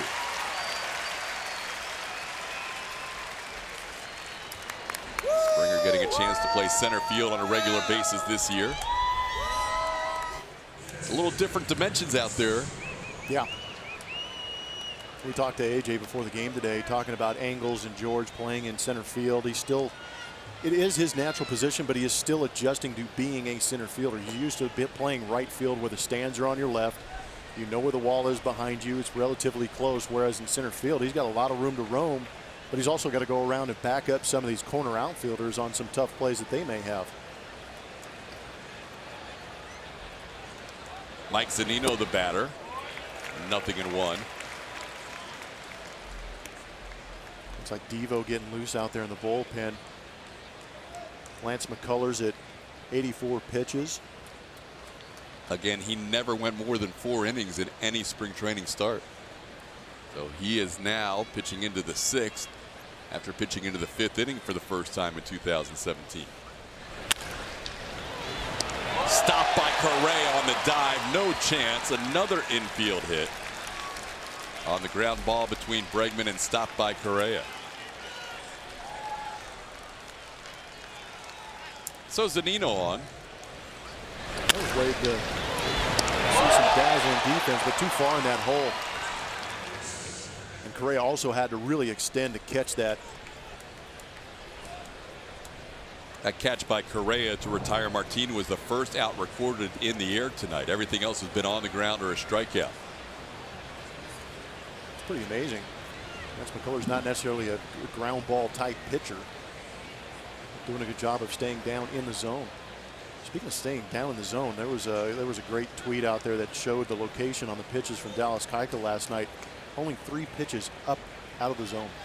Everything else was maybe about belt high and down. I think I saw that. That might have been StatCast. Yeah, that was a good one. That was really impressive. Dallas just worked the bottom of the zone, kept the Mariners off balance all night. Lance trying to keep this a tie game at 1. 2 runners on, 2 outs. We're in the top half of the 6th inning. Seattle with 5 hits, 3 of them infield hits. Dyson is grounded out to second, and check swing ground out to Alex Bregman his last time up. AJ Hinch down there, you could see him pacing back and forth. He's got Lance McCullers out there with 86 pitches and Davinsky loose in the bullpen, but I like the fact that he has confidence in Lance to go out there and compete. Let him get deep in this game. He knows those runners are his, and he wants to get this out. Strike 1. It's so hard for starting pitchers to come out of there with their base runners on, leaving them to be the responsibility of somebody else other than them. Especially you work so hard and you feel like you've really not been getting hit around much, and he hasn't. No, that's exactly right. Just a little chopper here and a ground ball infield hit there. There's another chopper. McCullers makes the play himself to finish off the 6th inning. Nicely done by the young right-hander. We're through 5.5, tied at 1. Well, that's one way to take care of business. Make a good break off the mound, much like Dallas Keuchel did last night. Take care of it yourself.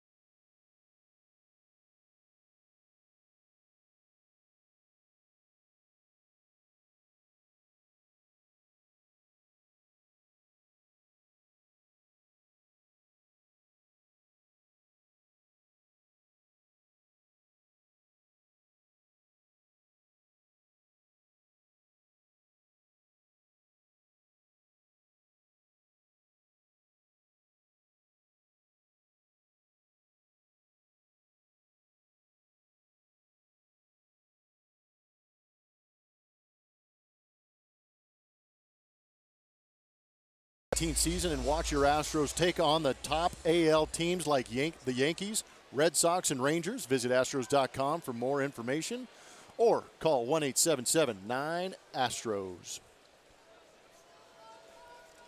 Bottom half of the 6th inning, Marwin Gonzalez will lead things off. And back to the top of the order, George Springer, Alex Bregman. Astros with just the one lone hit, solo home run by Brian McCann back in the 3rd. Iwakuma has done a nice job. Again, mixing up all his pitches. He has walked 3 in this game.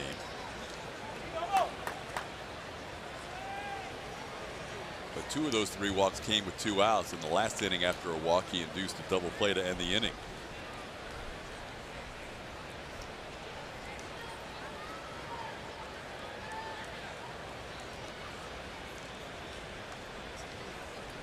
Chris Davinsky continues to throw in the Astros bullpen, which might lead you to believe that Lance McCullers' night is over. Now Will Harris warming up. In the air to left field. This is deep. Marwin Gonzalez. Yes, he did. Gonzalez, first home run in his first start of the season. And he breaks this tie. Astros lead it 2-1. Look at AB. Hasn't been the best of nights. Poor Marwin Gonzalez struck out on a slider down and in. Had a tough time getting around that. But this a fastball away. Finally gets a heater to hit. Goes the other way with it, showing some of that pop going the other way from Marwin. Good to see him on the board.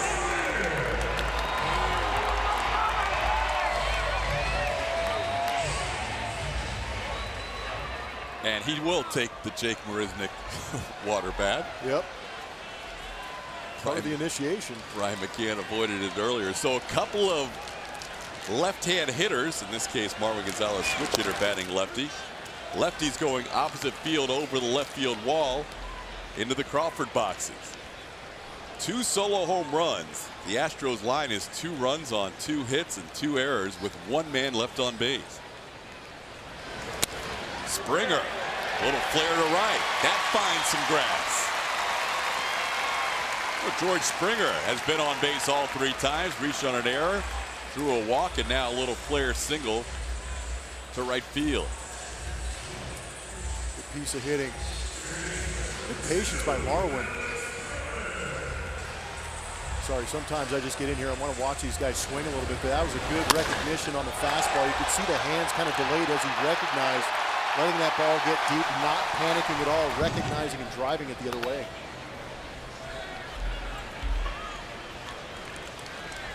It's just a veteran adjusting from AB to AB. That was nice to see. Marwin coming off a 13 home run season last year.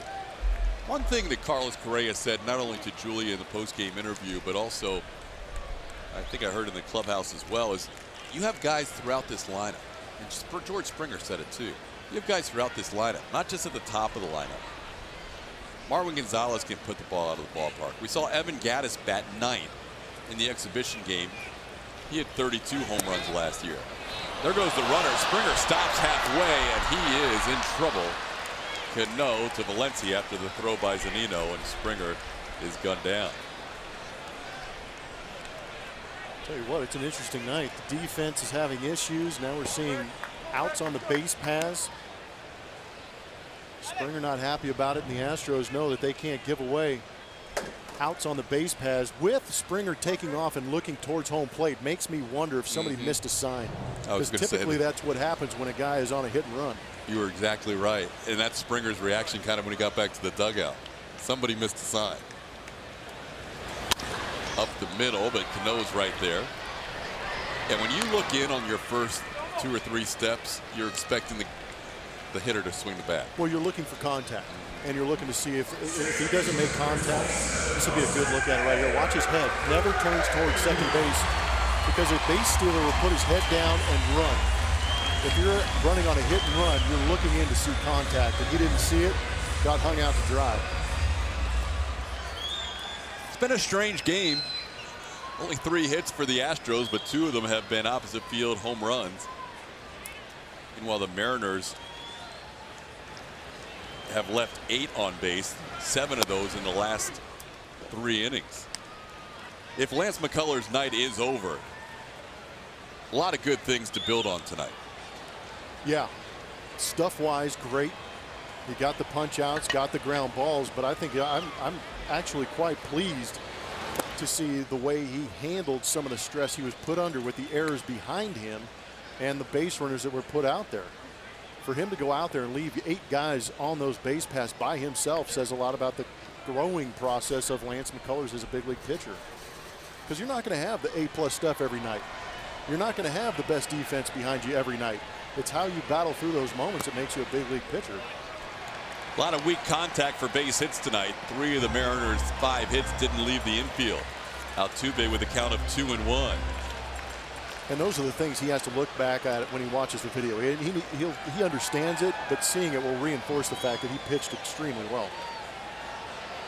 Now the Astros have given him a lead with a home run by Gonzalez in the bottom of the 6th. 2-1 pitch is fouled away. It's 2-2. Iwakuma's had a pretty good pitch count tonight. He's at 78 right now, 2 outs into the 6th.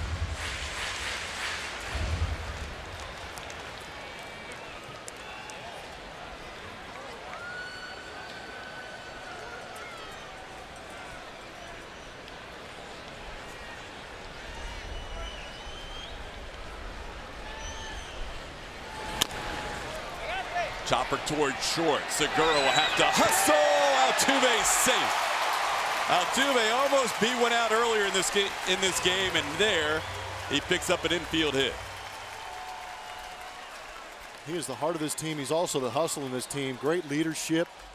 Never backs down, but he always knows he has an opportunity. And this is how you hit 320 to 340 every single year, is being able to have these wheels. That'll make up for some missed hits. This one just stuffed out in front of home plate, but as soon as this ball takes that 3rd hop, it's a base hit.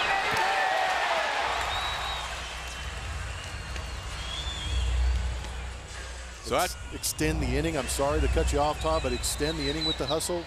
Get a base runner on, and now you got a thumper in the middle of part of your order up. Carlos Correa has struck out in a 4-pitch walk his last time up.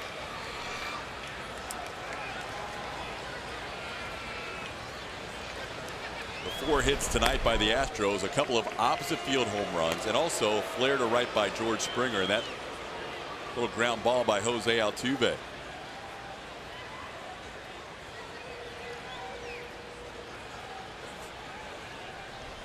See the stolen bases for Altuve the last 5 years, 30 out of 40 last season.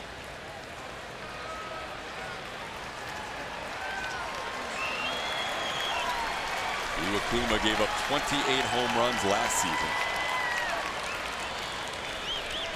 That's the most he's ever allowed in one season. Giving up 2 tonight. Correa takes a pitch he thought was outside, but called a strike.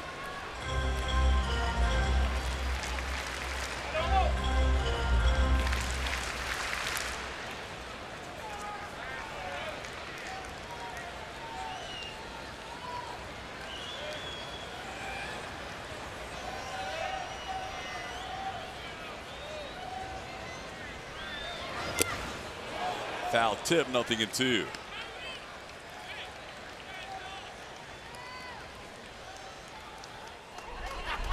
Will Harris ready to come into this game for Houston, continues to warm up. Astros got 7 out of their starter last night, Dallas Keuchel. Tonight, 6 out of Lance McCullers Jr. And right now lead 2-1.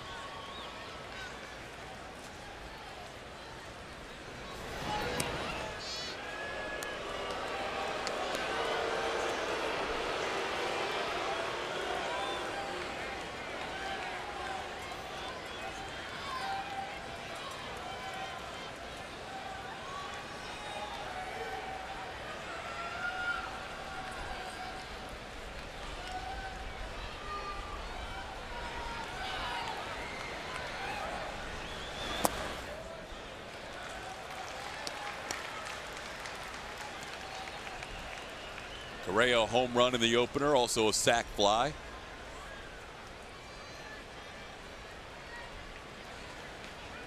Astros have scored 5 runs on the season. 4 of them have come on solo home runs. Springer, Correa, McCann, Gonzalez.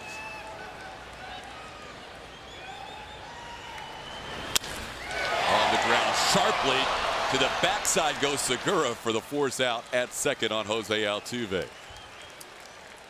Marwin Gonzalez getting the start at first base. A.J. Hinch working these guys in. And one of the better reserves in all of baseball. Super utility man with some pop. Marwin Gonzalez puts him ahead.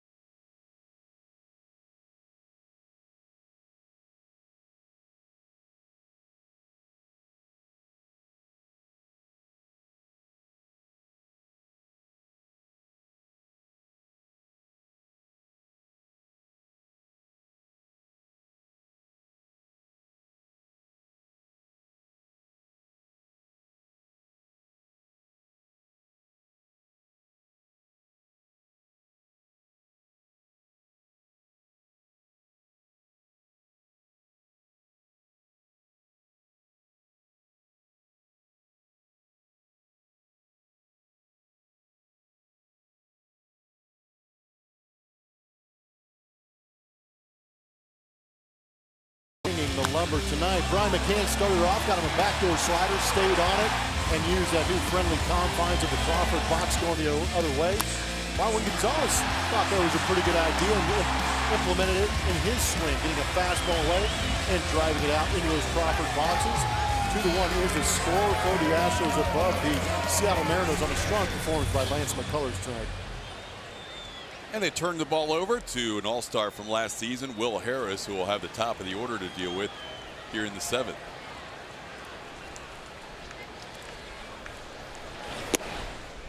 Gene Segura, happy to see Lance McCullers out of the game.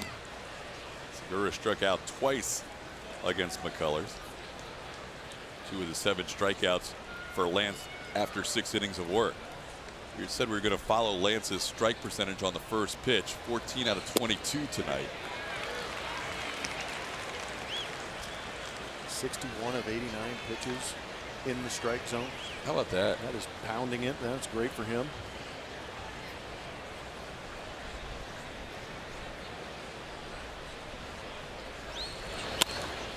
In the air, shallow right. Out goes Altuve and Gonzalez. It's the second baseman with the basket catch for out number 1. I'm not entirely sure why Marwin even went out there to try and catch that with Kelly Leak playing second base. Any pop-up? Oh, he takes it from everybody. It's unbelievable. They're talking about it right there. You have to show, though, right? You have to at least pretend. Do the all Visine team thing there and go out there and give you some eyewash. Man, Altuve wants it. So 1 out, nobody on. Here's Mitch Haniger. Haniger had a couple of good ABs against Lance McCullers Jr. Maybe that double Lance would like to have back on an 0-2 pitch. But he doubled against McCullers and also on another 2-strike pitch, grounded to 1. That Bregman had the backhand and was unable to make the play. His throw just pulled Marwin Gonzalez off the bag.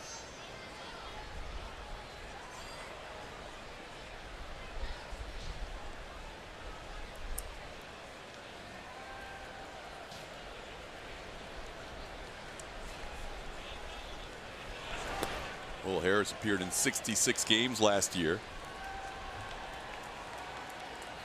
Had a couple of franchise records during the season. Club record 26 consecutive appearances last year from April 9th through June 8th without allowing a run. Also a franchise record 37 games from April through July without allowing an extra base hit. allowed him to reach the All-Star game in San Diego, where he picked up a big out for the National League against the National League. So it's nice to have a guy like him able to work the 7th inning of a game for your team. Yeah, he's really settled in here in Houston with that natural cut fastball, over the top hammer. And we've talked about pitchers having multiple pitches. Starting pitchers, you want to have more pitches because there's more opportunity to face a lineup. Whereas guys out of the bullpen can get away with only having 2 pitches because they're going to face maybe a handful of guys in 1 inning. Has always been very effective, not only against righties, but lefties too. Yeah. He really gets that cutter, does a good job. He does a good job actually elevating that fastball with that little bit of cut, gets in on the hands of some of those left-handed hitters. But again, that breaking ball, when it breaks from, if you're looking at a clock, from 12 o'clock to 6 o'clock, it's a straight down break, so it's effective against both righties and lefties.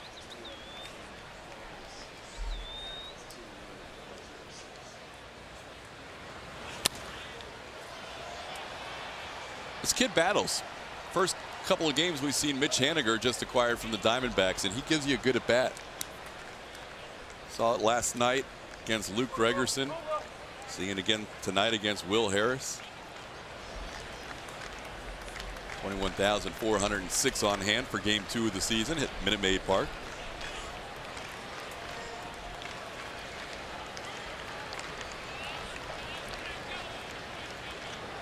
Another 3-2 called strike at the knees. Big strikeout there for Will Harris. 2 away here in the 7th. Stay connected to Astros baseball all season long with the MLB.com at-bat mobile app. Customize the app for the Astros and get the app's best features all season long by subscribing to at-bat premium. Blackout and other restrictions apply. Download MLB.com at-bat today, the #1 app for live Astros baseball. Tell you what, there's somebody in tune with the game having the app up while we give the read. Perfect timing. Well done. Extra credit. Robinson Cano on the ground. He is now 0 for 7 in his career against Will Harris as Altuve makes the play. 1-2-3 inning for Harris in the 7th inning stretch time.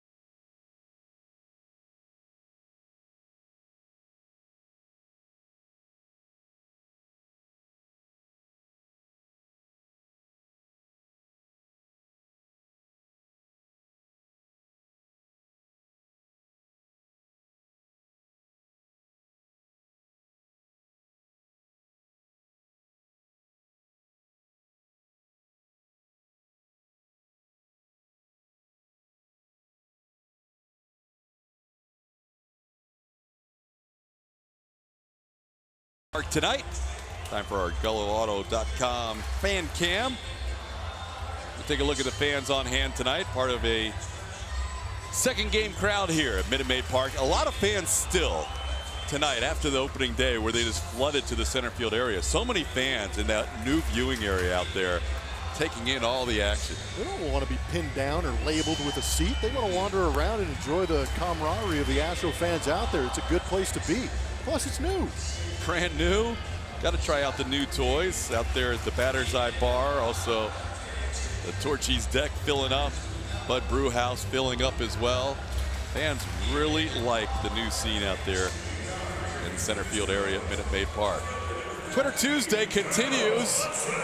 And the real question on Twitter Tuesday, anyone asked why does George Springer choose not to have a Twitter account? That's a great question. Ooh, this is a really good question. He would probably be fantastic Oh my goodness. at all of it, but he does refuse. He absolutely refuses. Wants no part of any social media. Really? Yeah.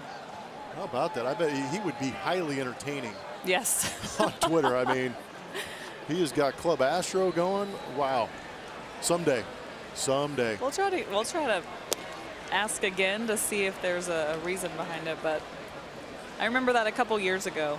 He's one of the few, right, Julia? He was, yeah, you know, a couple years ago, a lot of guys weren't on it, and but now this particular group, we've got some tweeters. Beltran into left. Dyson covers a lot of ground out there and retires the Astros left fielder for out number 1. Even Brad Peacock's on Twitter now. What does that mean? I mean, he wasn't on it a couple years ago, and he's been talked into it. You know who's really good at Twitter? The minor leaguers. They are fantastic tweeters down there. They've got great stories.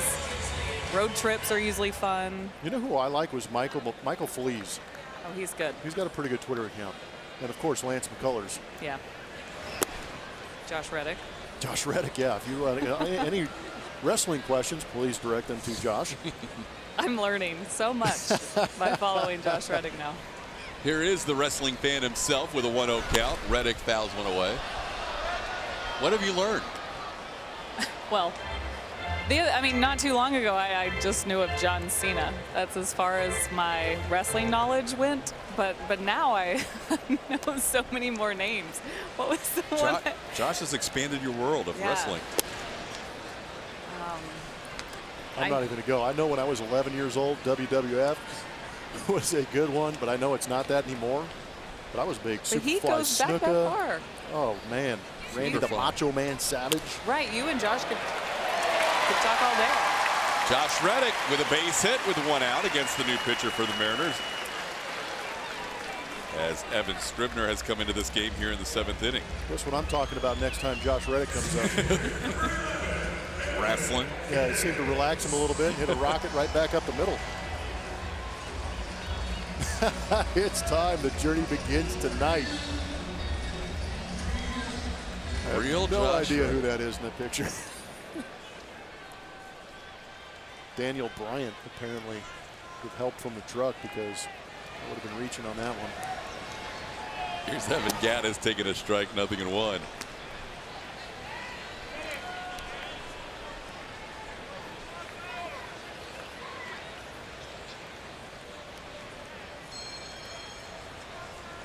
Scribner taking over for Hisashi Iwakuma, who is very solid tonight. Iwakuma allowed just a couple of solo home runs and a couple of scratch hits. There's a force out at second as they get Reddick. Cano has no chance to make the relay. So Gaddis lives on the fielder's choice. Anytime you can put Pepper Brooks into a tweet, you're winning. It's a bold strategy. Evan Scribner faces 3 batters in the inning, and out comes Scott Service with Brian McCann due up. We're going to get a new pitcher for the Mariners. We'll tell you about him when we come back. 2 outs into the bottom half of the 7th inning. It's Astros 2, Mariners 1.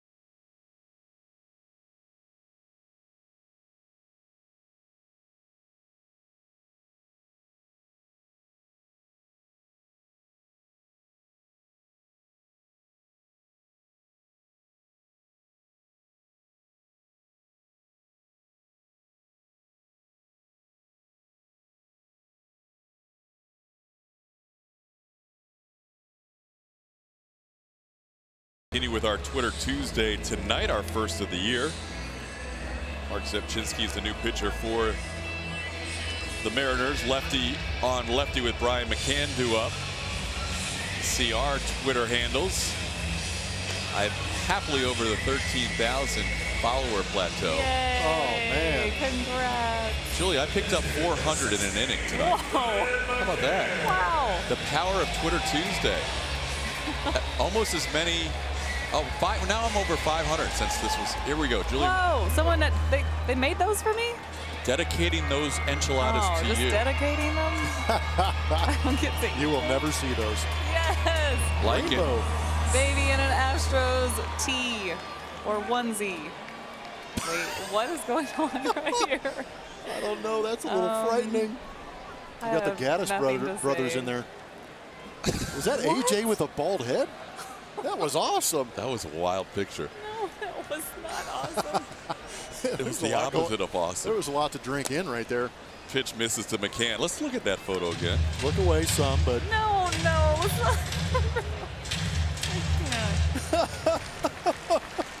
I can't look at this anymore.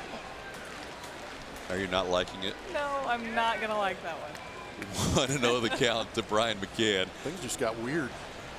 McCann with a home run and a double play. That was a crazy shot. Good. I want to know how people do that. Photoshop? There is no way I could pull that off. Well, Skill. number one, being creative and actually making it happen. If there's anything that you need, though, just ask because Yeah. it will be created for you in Yeah, seconds. be careful. Oh, No, in case you no, needed to I don't zoom want in. this anymore. Man. No. Remember when we went to Toronto and I wanted my Yeah, you picture were great. photoshopped on the CN tower like Drake?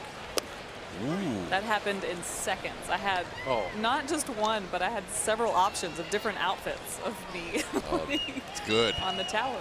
We like the power of our Root Sports audience. They My are album pretty cover. impressive. I'm not sure I'll be able to get that image out of my head. It's going to be a rough night of sleep. Zepchinski with a count of 1-2, trying to work through the bottom half of the 7th inning, misses. It's 2-2. 31-year-old left-hander.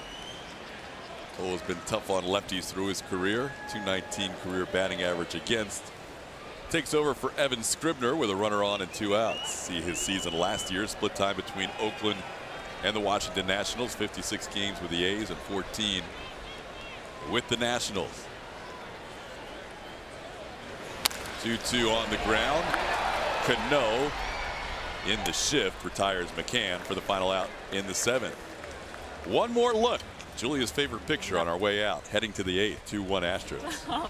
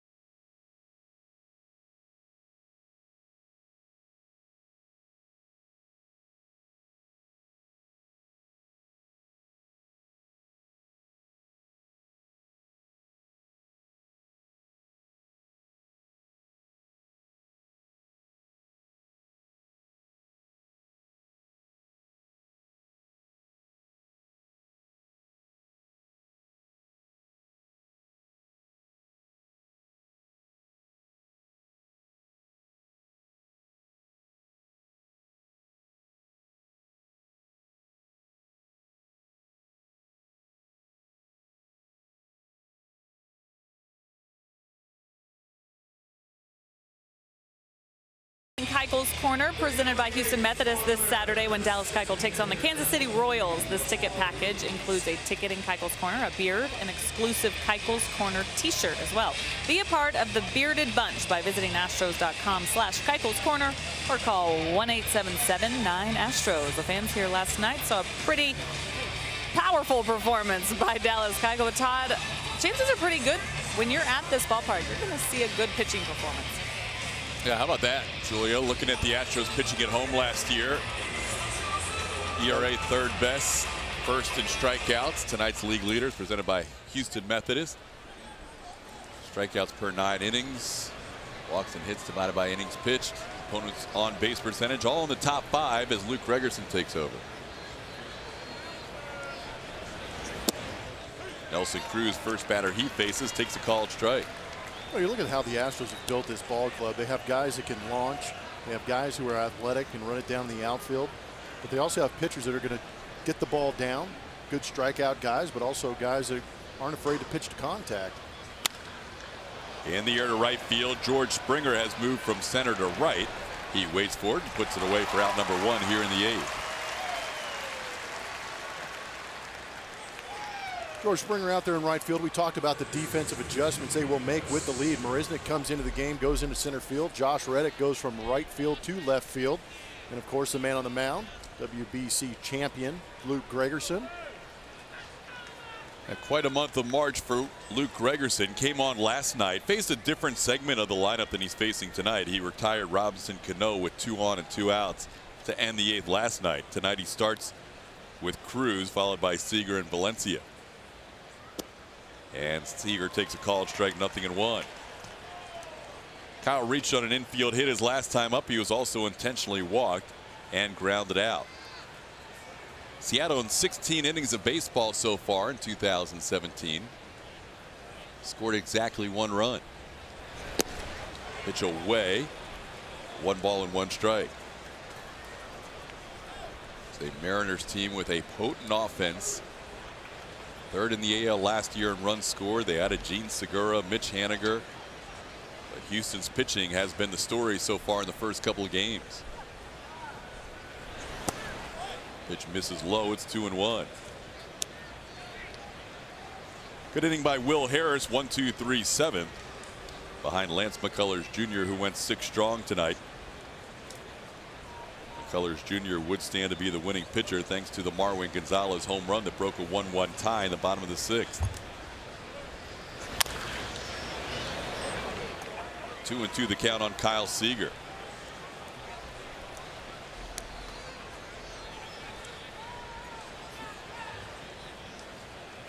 Last night the Rangers had a lead go away late in their game with the Cleveland Indians.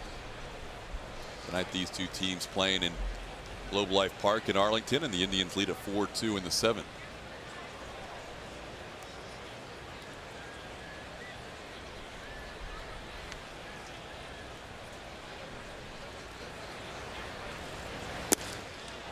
Pitch just misses. Gregerson thought he had strike 3. Laz Diaz said different, and we have a full count.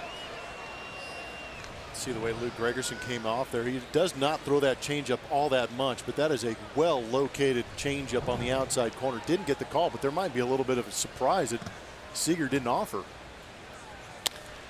On the ground, nicely done by Gonzalez. The flip to Gregerson, and the Astros get a nice defensive play from their first baseman. Very nice play. Marwin going to his left. Credit Gregerson too for bouncing off the mound, being able to be there and set up a good target for the pitch from Marwin Gonzalez. Perfectly executed, fresh out of spring training. And A.J. Hinch was talking about both Gurriel and Marwin before the game. He talked about how they have great hands for first baseman. They really do. We saw it with Gurriel last night, picking up some tough throws in the dirt there. Marwin with a good play. It's a tough angle too. You move around the infield at second base, you've got plenty of time to adjust because you know the throw isn't that long. Shortstop, you've got to get yourself in a good position to make strong throws. Third base, you've got to react. But the angle of the ball coming off the bat from a left-hander is sometimes tough. It gets on you quick down there at first base, but good lateral movement by Marwin. Danny Valencia, the hitter, swings through that slider, 0-1. Valencia 1 for 8 against Gregerson in his career with 5 strikeouts.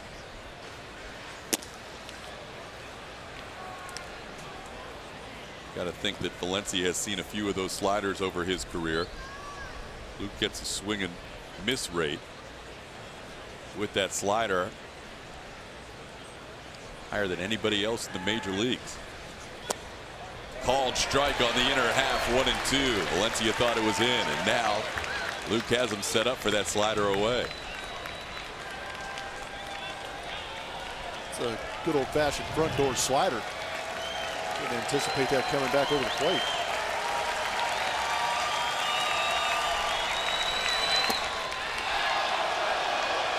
Just missed the corner, 2-2. Luke's felt like he's been squeezed on a couple of this inning.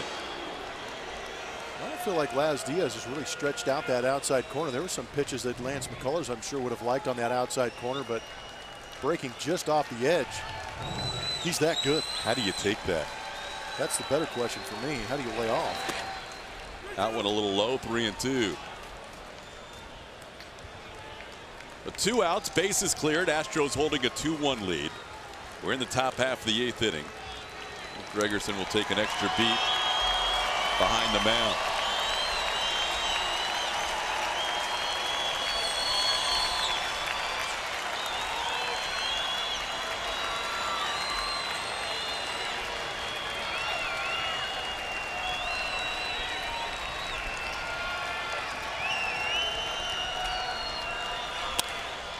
In the air to left field. Reddick coming on. He'll have to play it on one hop. Lands in front of the Astros left fielder, so Valencia a 2-out base hit.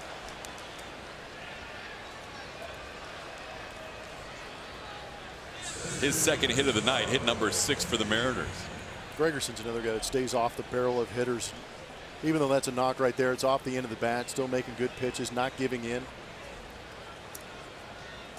Gets a lot of swings and misses, and when they do make contact, it's usually not hard contact. We're going to get a pinch runner. Taylor Motter is going to come out and run for Danny Valencia at first base. This will be Motter's first appearance in a Seattle Mariners uniform. Oh, got the show hair. That was well played by the young man. Yeah, the helmet came off at the right time. He knows what he's doing. Hey, ball players know when that camera's on. Trust me. Pretty good speed at first base. 2 outs. Leonis Martin, the batter.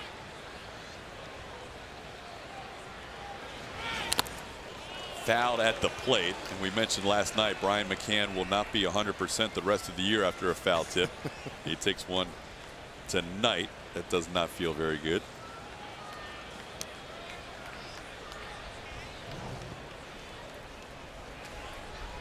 Gosh, the inside of the right ankle, you could see that impact off the foul tip. My goodness. He's protected in almost every spot of his body, but then they find a little small sliver where he's not got a guard on the inside part of that ankle. Why not? Life as a catcher. Still goes out there and hits bombs. Hit a solo home run tonight to left field to start the scoring for the Astros. Solo home run by McCann in the 3rd. Solo home run by Marwin Gonzalez in the 6th. Astros lead at 2-1. Called strikeout or half. 0-2.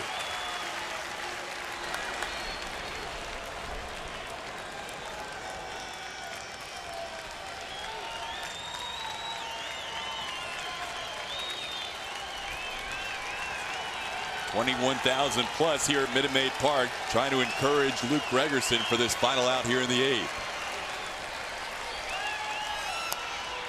Cued off the end of the bat.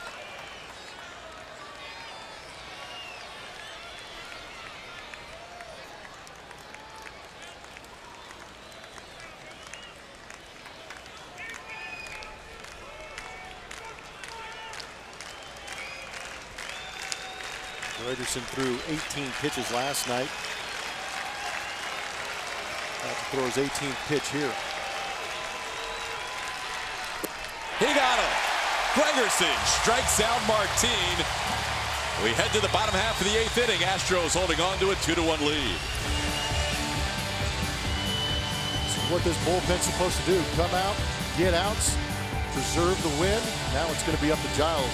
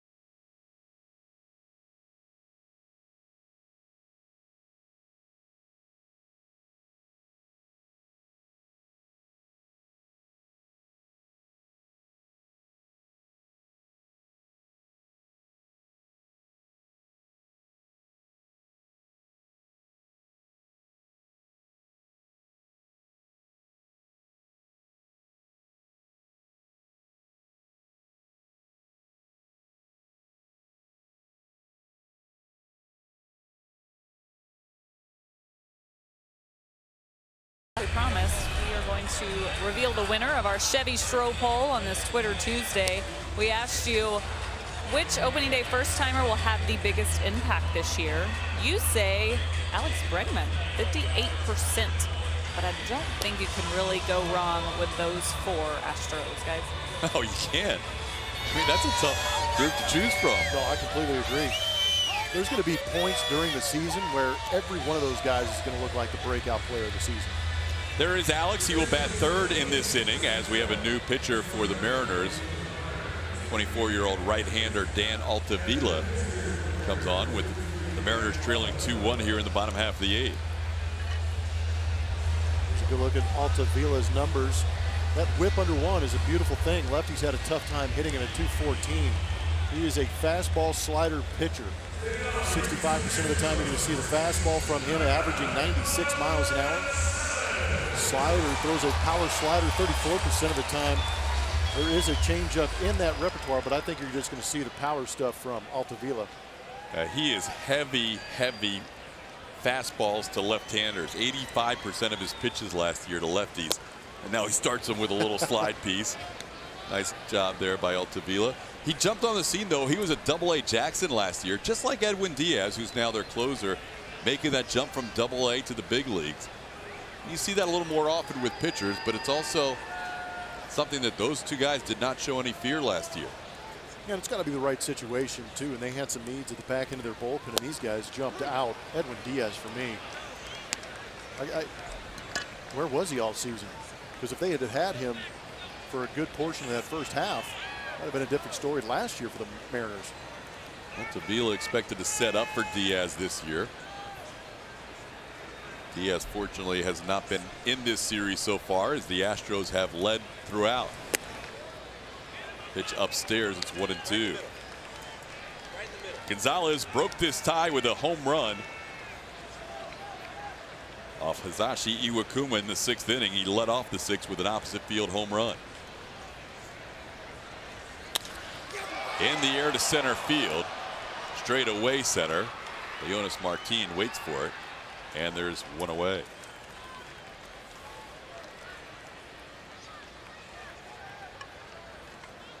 So back to the top of the order, and George Springer.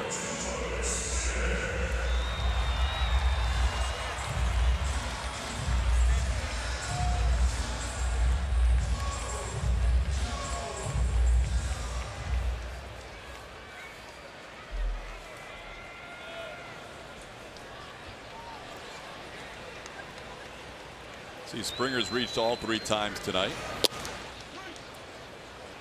There's that firm fastball at 97 for a called strike.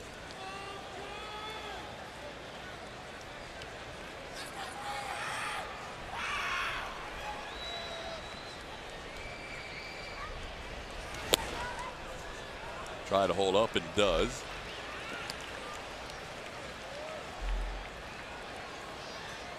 Astros going to their formula tonight. Lance McCullers 6 innings of solid 5-hit, 1-run baseball. 3 of those 5 hits stayed on the infield. Will Harris for the 7th, a 1-2-3 inning. Luke Gregerson shut down 8th. And there's the guy they're looking for in the 9th.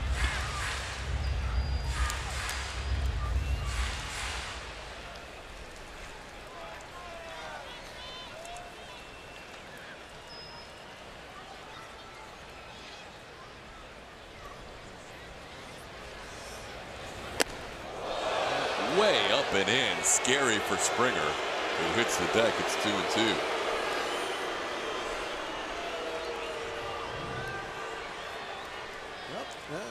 You're wondering why they call it chin music. That's why.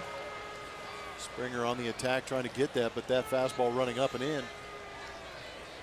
Never a comfortable moment when a baseball is up around your skull. And he sets him up with a slider there and gets him swinging. Strikeout number 1 for Altavilla. He's retired the 2 batters he has faced. So 2 outs, bases cleared. Alex Bregman, the hitter.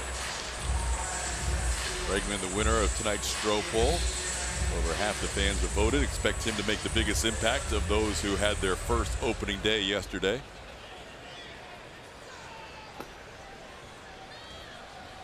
You know, it's quite a group to choose from, with Yuli Gurriel and Alex Bregman and Lance McCullers Jr. and Joe Musgrove.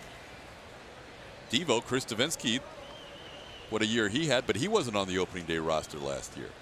So he could have been a part of that poll too. You have a lot of guys who are going to make an impact this season who appeared in opening day for the first time yesterday. Bregman down to the count, 0-2. Alex facing Altavilla for the first time.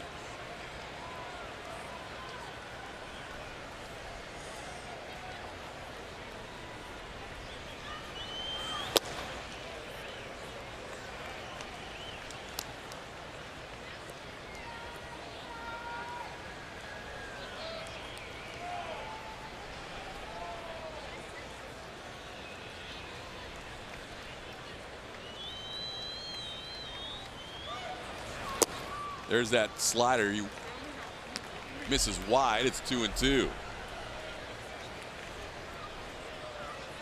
Ken Giles looking ahead to the 9th inning. Will have 8, 9, and 1 due up for the Mariners. Mike Zunino, Gerard Dyson, and Gene Segura.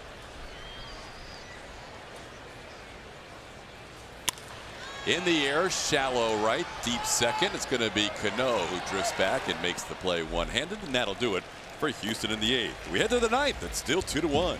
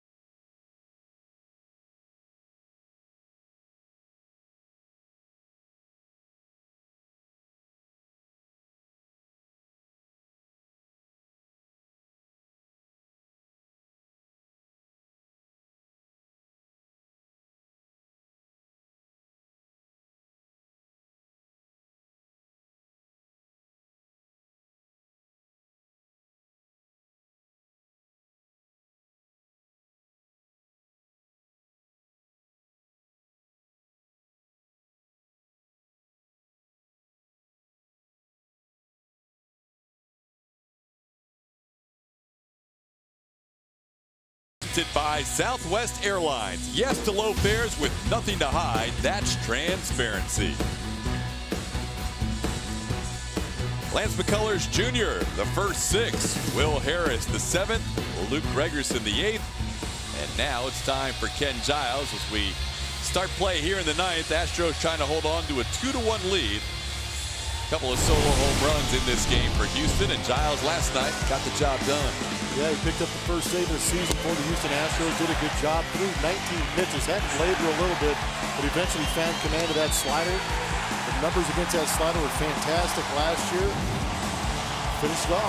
Big opening day. 5th one in a row for the Houston Astros.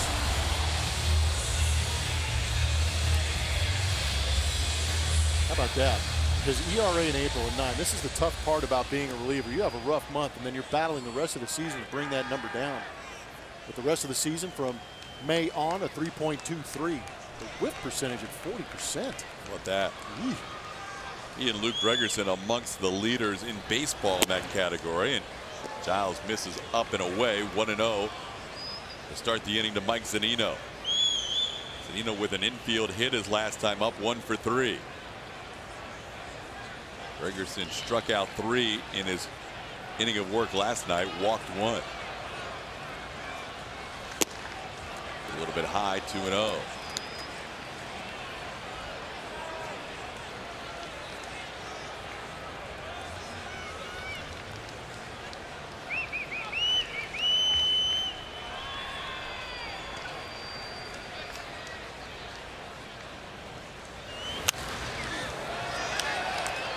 Foul back, it's 2-1.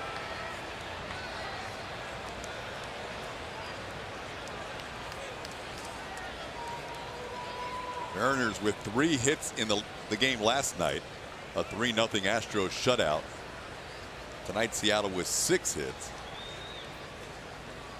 Astros with only 5 hits, but 2 counted for home runs. Brian McCann in the 3rd, Marwin Gonzalez in the 6th, and now Giles behind the leadoff hitter, 3-1.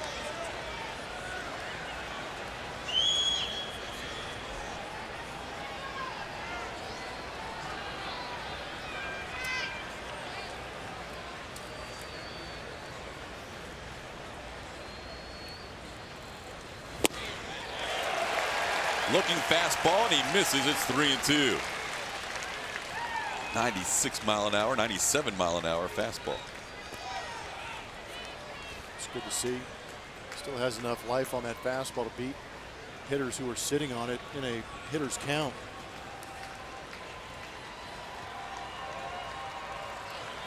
Swing and a miss. Giles comes back down 3-1 and strikes out Zunino. 98 with that fastball. The Astros take on the Kansas City Royals this Saturday the 8th, and 10,000 fans will receive a Jose Altuve Handshake Series bobblehead presented by Houston Methodist. This bobblehead is part 1 of the 2-piece set featuring Altuve and Carlos Correa. For more info, visit Astros.com or call 1-877-9-ASTROS. Here's Gerard Dyson.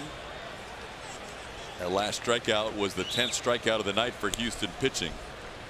1 for Harris, 1 for Gregerson, 1 for Giles, and the other 7 from the starter Lance McCullers.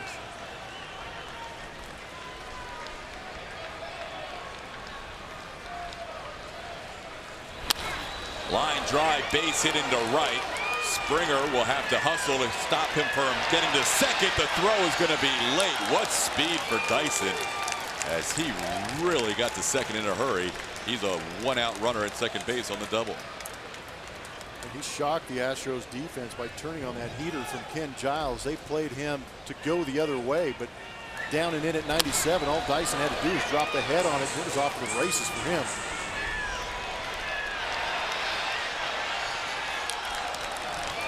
It was fun to watch. Again, a mislocation with that fastball led to this double. Tying run in scoring position. George Springer did everything he could to hold Dyson to a single, but you could see Dyson between first and second just absolutely flying. And with his speed, any hit to the outfield would probably mean a tie game. Top of the order, Gene Segura facing Ken Giles.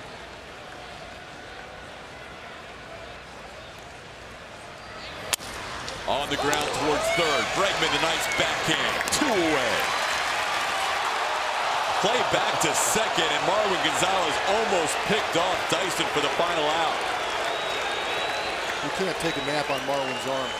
He's got one of the sneaky great arms in the big leagues. A.J. Hinch is going to hold up for a second and ask to see if he has enough time to look at this review. Again, you have 30 seconds to decide. Bregman does a great job of making the play on the short hop. He decided to go get it, got it, throws Dyson. Dyson didn't make a move back to the bag, and Marwin decided to show off the cannon. It's a great play. Good feet, picked the hop, held the runner. Dyson was gambling on second, and Marwin almost ended the game with a brilliant throw. Pretty heads up by Marwin. There was no hesitation there. Now it's Giles against the rookie Mitch Haniger. Seattle 1 for 11 in this series with runners in scoring position.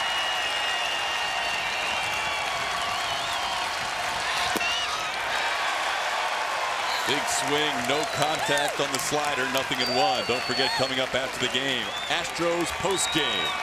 Astros with a couple of home runs. Lance McCullers follows up Dallas Keuchel, solid start. Julian Morales getting reaction from the Astros clubhouse.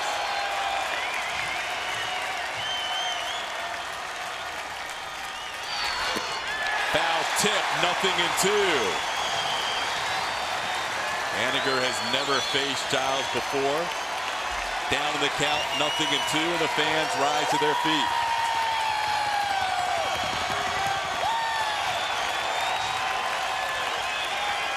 Good job by McCann communicating with Ken Giles just by putting down the right fingers on the slider, playing on the aggressiveness of the youngster. Tried to hold up, he went around. Astros win, 2-1 victory. The Astros start out 2017 with a 2-0 start. He's got jet fuel in that right arm, but he also has a turbo slider that's able to put guys away, especially in scoring position. Hear it a lot, swing and miss stuff, that's it. The bottom absolutely dropped out of that slider right there, and Haniger had no choice. He went around, and Ken Giles with 5 strikeouts in 2 innings over the last 2 nights, picking up saves in both victories. Tonight's player of the game is brought to you by Academy Sports and Outdoors, and it is Lance McCullers. First start in the major leagues in the month of April, and he stood out tonight. 88 pitches, 61 of those have been strikes, tearing up the strike zone, keeping hitters off balance. Great job of locating the fastball early in counts, enabling him to get to that slider, put away 7 hitters with the strikeout, kept the ball in the ballpark, and also the best thing for me, kept his composure with stuff going on behind him. Nice outing tonight by Lance McCullers. The Astros win it 2-1. They're now 2-0.